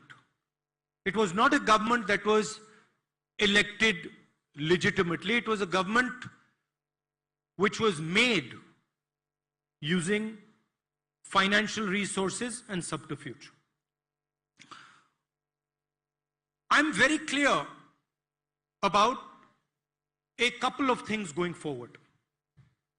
I think the first thing we have to be very clear about is that for us, we should not aim to win this election with a close margin. We should be very clear in our mind that we are going to get not less than 150 seats. And so we should start our calculations from 150 seats. This is not a difficult task. This is actually quite an easy task for the Congress party. If we get together, if we fight together in a united way, if we fight on the right issues, and if we guarantee merit as the criteria for our candidates, for our leaders, for our workers. I do feel that it is very important that we promote people based on the service that they have done for the party. I don't think we should be promoting people based on likes and dislikes. And today in Karnataka, it's very easy to find out who is actually doing the work and who is not. And you can see on Zoom we have all the enrollers, and it is very obvious which are the people who are delivering for the Congress party and which are the people who are not. And I think we should be absolutely ruthless with this idea. I don't think we should be deciding tickets based on past history, what a person has done 20 years ago. I think we should be basing tickets on the work the person is doing for the Congress party today. And if that person is behaving in a loyal way to the party, if that person is giving his full effort to the party, if that person is a good representative of the party, then the party must ensure that that person is protected, that person is rewarded, and that person gets the relevant position in the party. So once again, I'd like to state these three principles. Number one, we should not fight an election to make it a close election. We should fight the election to make it a decisive victory for the Congress party. Minimum seats, 150, not one less than that. Number two, we should make our decisions based on merit. And number three, we should reward those who have worked effectively, who have fought, defended the issues, and fought loyally for the Congress party. Of course, it goes without saying that we need to reward our workers. And they should be very clear that when we do come to power in Karnataka, we are going to use the government in a way that defends the issues that our workers fought for, but we are also going to reward the Congress worker who gave his blood and his tears for the party. So that is from an organizational standpoint. I'd also like to speak about what is going on in the country, what the BJP is doing, and how they think about fighting elections. I'll speak a little bit in Hindi also, or would you like me to continue in English? Hindi also. तो देश के सामने, कर्नाटक के सामने सबसे बड़ा मुद्दा बेरोजगारी का है, जो हिंदुस्तान का इकोनॉमिक कोलैप्स हुआ है। महंगाई बढ़ी है, बेरोजगारी बढ़ी है, और जो जनरल हमारी जो स्ट्रेंथ होती थी, हमारी अर्थव्यवस्था, वो जो कमजोर हुई है, वो हिंदुस्तान के सामने सबसे बड़ा मुद्दा है। नोटबंदी के कारण, गलत जीएसटी के कारण, किसान बिल के कारण ये देश को नुकसान हुआ है। और आज देश की हालत यह है कि बीजेपी की सरकार चाहे भी वो देश को रोजगार नहीं दे सकती है। क्यों? क्योंकि जो शक्ति देश को रोजगार देती है, जो हमारे स्मॉल एंड मीडियम बिजनेसेस हैं, जो छोटे बिजनेसेस हैं, उनको बीजेपी ने खत्म कर दिया है, नष्ट कर दिया है। तो आज का हिंदुस्तान अपने युवाओं को रोजगार नहीं दे सकता है, और इससे देश को जबरदस्त नुकसान हो गया है, और इससे भी ज्यादा नुकसान होने वाला है। अब ये जो मुद्दे हैं, इन पर बीजेपी बात नहीं कर सकती है, क्योंकि उनका रिकॉर्ड बिल्कुल क्लियर है, सबको दिख रहा है। पहले मोदी जी आते थे, चुनाव के समय भ्रष्टाचार की बात करते थे। आज अगर नरेंद्र मोदी जी कर्नाटका में आकर भ्रष्टाचार की बात करें, जो सरकार 40% सरकार मानी जाती है, कर्नाटका में आकर अगर नरेंद्र मोदी स्टेज पे कहे कि मैं भ्रष्टाचार से लड़ना चाहता हूं, तो शायद पूरा कर्नाटक हंसना शुरू कर देगा। पूरा कर्नाटक कहेगा कि ये क्या बात कर रहे हैं। देश की सबसे भ्रष्ट सरकार कर्नाटक में है, 40% सरकार है। कांग्रेस पार्टी ने नहीं कहा, कॉन्ट्रैक्टर्स कह रहे हैं, और प्रधानमंत्री आके कहता है कि मैं भ्रष्टाचार के खिलाफ लड़ना चाहता हूं। तो ये तो मजाक होगा। और वो किसी भी स्टेज में, कर्नाटक में क्या हिंदुस्तान में, ये भाषण नहीं दे सकते। आज कर्नाटक का कोई भी नेता, बीजेपी का नेता, हिंदुस्तान का कोई भी बीजेपी के नेता आज स्टेज पर रोजगार की बात, इकोनॉमी की बात, भ्रष्टाचार की बात कर ही नहीं सकता है। बीजेपी का लक्ष्य क्या है? बीजेपी का लक्ष्य गरीबों का जो पैसा है, गरीबों का जो हक है, उनसे छीनकर 2, 3, 4 सबसे बड़े उद्योगपतियों के हवाले करने का है। वो बेसिकली फाइनेंशियल ट्रांसफर मैकेनिज्म है।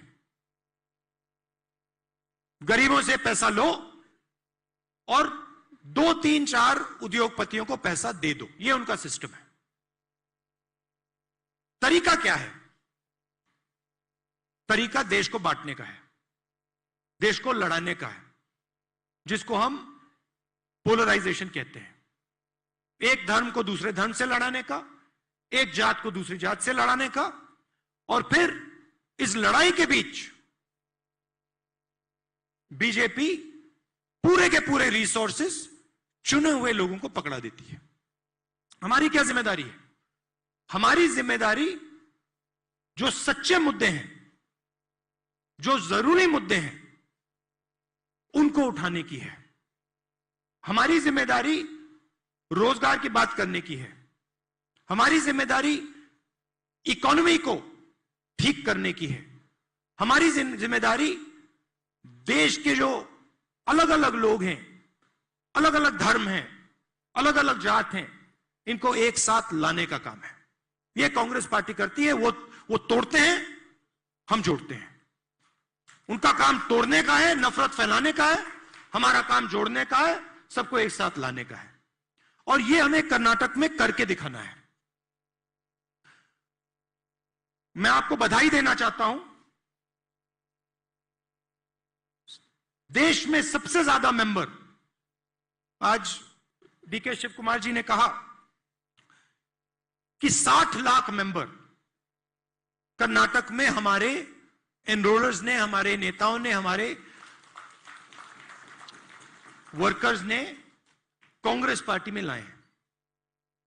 60 लाख कोई छोटा नंबर नहीं है, और इसमें से बहुत सारे जो मेंबर्स हैं वो युवा हैं, नए मेंबर्स हैं, नई सोच के साथ कांग्रेस पार्टी में आए हैं।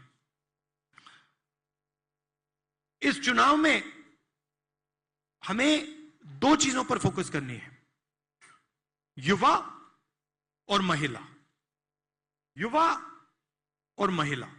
और जहां भी हम युवाओं को और महिलाओं को आगे ला सकते हैं, चाहे वो टिकट डिसीजन में हो, चाहे वो संगठन में हो, हमें अपनी पूरी शक्ति के साथ उनको आगे लाना है।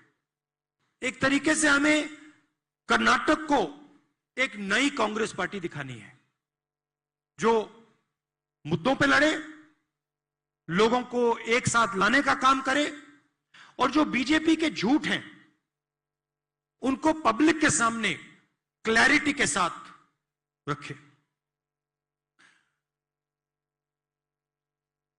हमारी जब सरकार थी, हमने कर्नाटक में, दिल्ली में बहुत अच्छे काम किए थे।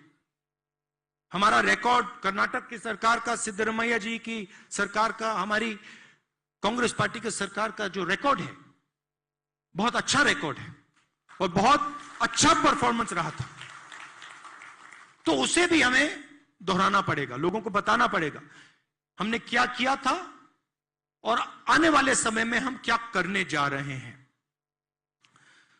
तो ये मेरा आपके लिए मैसेज है, 150 सीट से एक कम सीट नहीं लानी है आपको। और आखिरी बात, सिद्धरामैया जी, डीके शिव कुमार जी, खारगे जी, जो हमारे सीनियर लीडर्स हैं, आपको तो मैं बहुत अच्छी तरह जानता हूं। काफी समय में पिछले चुनाव में आपके साथ घूमा, और मैं आपको कहना चाहता हूं कि सबसे जरूरी चीज, और वो मुझे दिख रहा है कि हो रहा है, सबसे जरूरी चीज, आप सबको एक साथ लड़ना पड़ेगा। आपकी सबसे बड़ी जिम्मेदारी, जिसको आप पूरा कर रहे हो मगर और गहराई से पूरी करनी पड़ेगी, आपको सबको एक साथ मिलकर 150 सीट कांग्रेस पार्टी को जितवानी है। तो ये मेरा मैसेज था। जहां भी आप चाहो, जब भी आप चाहो, मैं हूं। आप मुझे जहां भी ले जाना चाहते हो, कर्नाटका के कोने कोने में मैं आने के लिए तैयार हूं। और ज्यादा समय नहीं बचा है, मगर मुझ में पूरा भरोसा है कि भारी बहुमत से कांग्रेस पार्टी कर्नाटक में चुनाव जीतेगी, 150 सीट से ज्यादा जीतेगी, और फिर हम ऐसी सरकार बनाएंगे जो गरीबों के लिए, कमजोर लोगों के लिए, छोटे दुकानदारों के लिए, स्मॉल मीडियम बिजनेस के लिए काम करे, और कर्नाटक को फिर से सही रास्ते पे लाए। बहुत बहुत धन्यवाद। नमस्कार।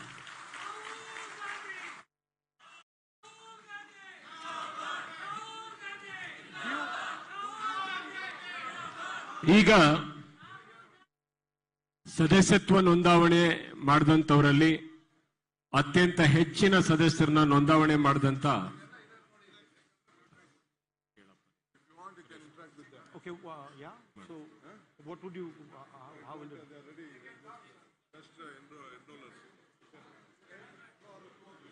So you ask them?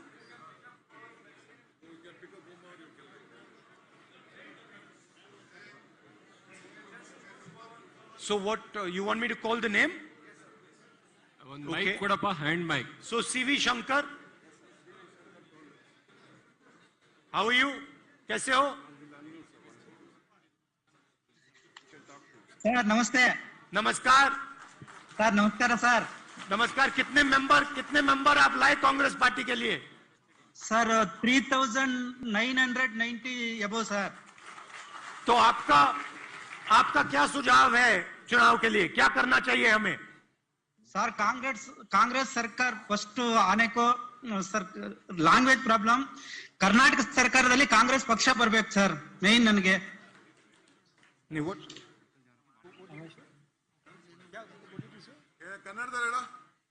Sir ಕರ್ನಾಟಕದಲ್ಲಿ ಕಾಂಗ್ರೆಸ್ ಪಕ್ಷ ಬರಕ್ಕೆ ಇನ್ನೂ ಆಗಲಿರ್ಲು ನಾನು ಪಕ್ಷ ಕಟ್ಟಕ್ಕೆ ಜೊತೆ ಇರ್ತೀನಿ sir.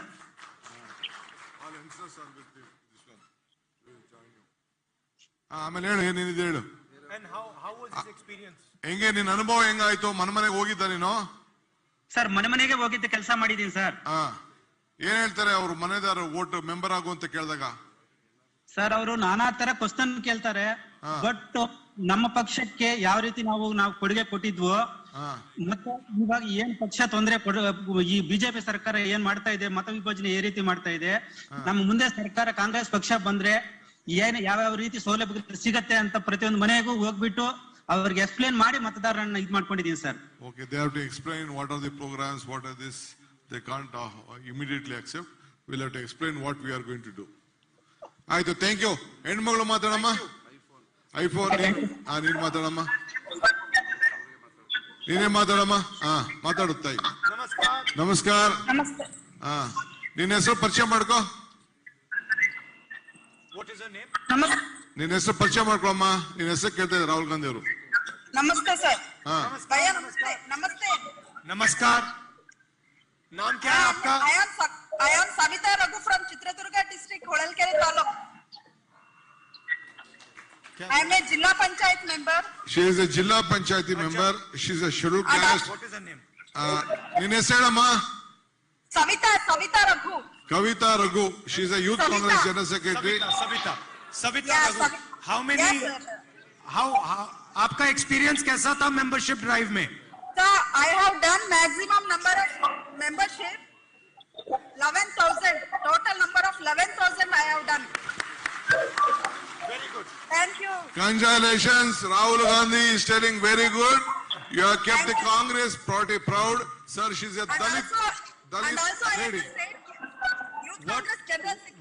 What do you like about the Congress party? What is your favorite thing about the Congress party? Sir, I trust Congress. I trust Congress party. I love Congress party, sir. So at the time of I'm doing membership, people are recognizing. ನೀನೇನು ಕಾಂಗ್ರೆಸ್ ಪಾರ್ಟಿಗೆ ಯಾಕೆ ಪ್ರೀತಿ ಮಾಡ್ತೀಯಾ? ರಾಹುಲ್ ಗಾಂಧಿ ಕೇಳ್ತಾರೆ, ಕಾಂಗ್ರೆಸ್ ಪಾರ್ಟಿಗೆ ಯಾಕೆ ಪ್ರೀತಿ ಮಾಡ್ತೀಯಾ? Sir, ಯಾಕಂದ್ರೆ ನಮ್ಮ ಅಜ್ಜಿ ಇರ್ಬೇಕಾದ್ರೆ ಇಂದಿರಾ ಗಾಂಧಿ ಅಮ್ಮವ್ರ ಬಗ್ಗೆ ನಮ್ಗೆ ಕತೆ ಹೇಳ್ತಿದ್ರು. ಆಗ್ಲಿಂದನೂ ನಮ್ಗೆ ಕಾಂಗ್ರೆಸ್ ಪಾರ್ಟಿ ಬಗ್ಗೆ ಗೊತ್ತು ಸರ್. ಸೊ ನಾನೇನ್ ಬಯಸ್ತೀನಿ ಅಂದ್ರೆ ಈಗಿನ ಜನರೇಷನ್ ಅವ್ರಿಗೂ ಸಹ ಯೂತ್ ನಮ್ಮ ಹಿಸ್ಟ್ರಿ ಗೊತ್ತಾಗ್ಬೇಕು ಅಂತ ನಾನು ಬಯಸ್ತಾ ಇದ್ದೀನಿ sir. Okay. How does BJP weaken the country? BJP ಹೆಂಗೆ ಈ ದೇಶನ ವೀಕ್ ಮಾಡಿದೆ ಅದನ್ನ ದಯವಿಟ್ಟು ಹೇಳ್ತೀಯಮ್ಮ. Sir, all common people are fed up of this price hiking and also the ban of the money, sir. So all are struggling a lot. They are all remembering our Congress party service, sir. But how does she think the BJP damages the country? BJP ಯಾವ ರೀತಿ ಕಂಟ್ರಿನ damage ಮಾಡ್ತಾ ಇದೆ ಅಂತ ಹೇಳಕ್ ಆಗ್ತದ? Weaken the country. Weak ಹೆಂಗ್ ಮಾಡ್ತಾ ಇದೆ ಅಂತ ಹೇಳಕ್ ಆಗ್ತದ? By dividing people. ಜನನ ಭಾಗ ಮಾಡ್ತಾ ಇದೆ ಅಂತ ಹೇಳಕ್ ಆಗ್ತದ? ಓಕೆ, ಬೇರೆ ಬಾರ್ ಆಯ್ತು. ನಾನಿ ಹೊಸಕೋಟೆ, ನಾನಿ ಓಕೆ ಮಾತಾಡೋ ನಾನಿ.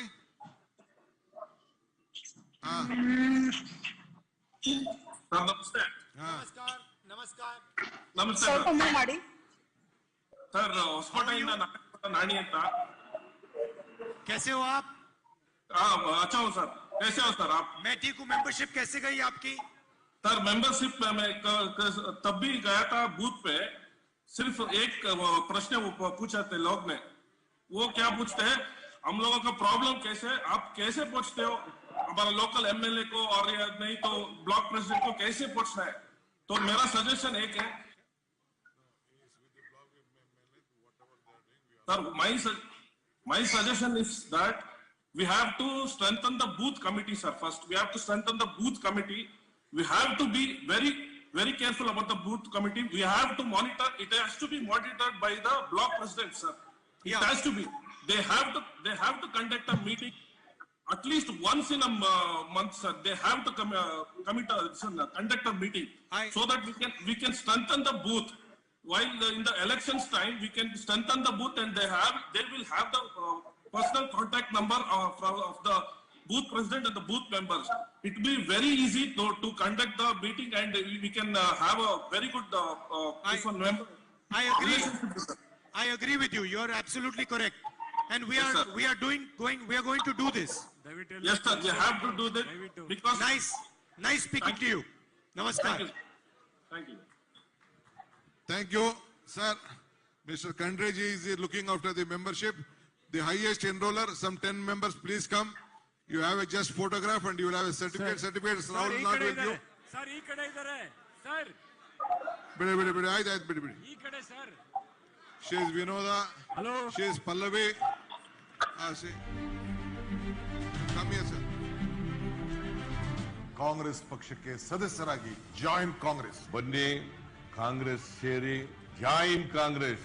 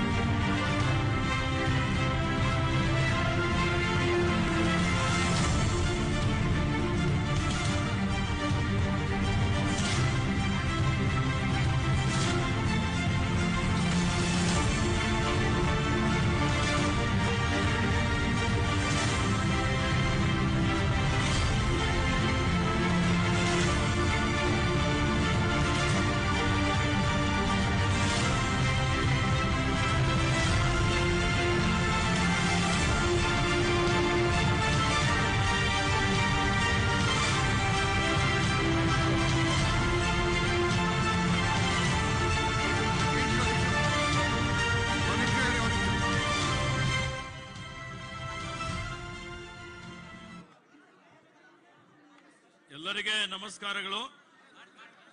Sir, I would like to bring to your notice few issues regarding membership drives. Till today, due to the efforts of PCC and all senior leaders, we have enrolled 60 lakh members. Totally, Karnataka is having 58,186 booths. As the AICC has given a direction to have a minimum of 100 membership in each of the booths, we have on an average, we have completed it. So now our aim, since we have already extended membership time, our aim is to make nearly 1 crore members. Sir, especially PCC, CLP and all leaders, they have been monitoring this every day.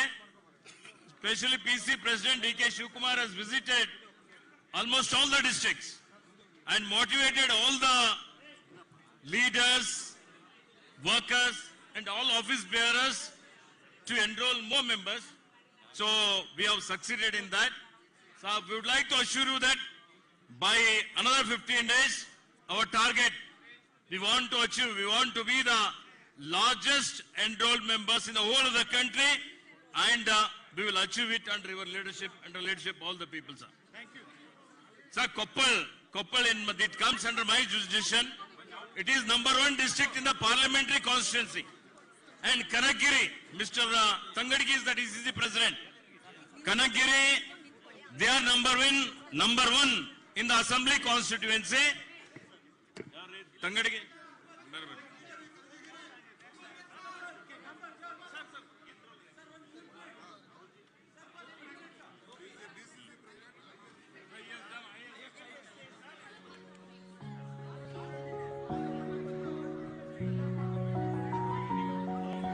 All these days, Iqbal Ansari was there. Now Kankirige has come, again he may come again. Again we have to do it. One more announcement. Rahul ji want to meet the first time MLAs. All first time MLAs should be in the KPCC in the down hall. There is a down hall underground. There is a hall. Only first time MLAs, young MLAs you wanted to meet. After this you wanted to meet. And all Mahila Congress leaders, you have to come back here. Pushpa Manath, your team will not be there. Again, all including ex-MLAs, all Mahila leaders will have to come back along with the Youth Congress. There the meeting has been cancelled. Alli cancel agide. ವಾಪಸ್ ಇಲ್ಲಿಗೆ ಬರಬೇಕು. ಎಲ್ಲರಿಗೂ ನಮಸ್ಕಾರ. ಈಗ ವಂದನಾರ್ಪಣೆ ರಾಮಲಿಂಗಾರೆಡ್ಡಿ ಅವರು ವಂದನಾರ್ಪಣೆ ಮಾಡಬೇಕು ಮತ್ತೆ ರಾಷ್ಟ್ರಗೀತೆ ಇದೆ, ದಯವಿಟ್ಟು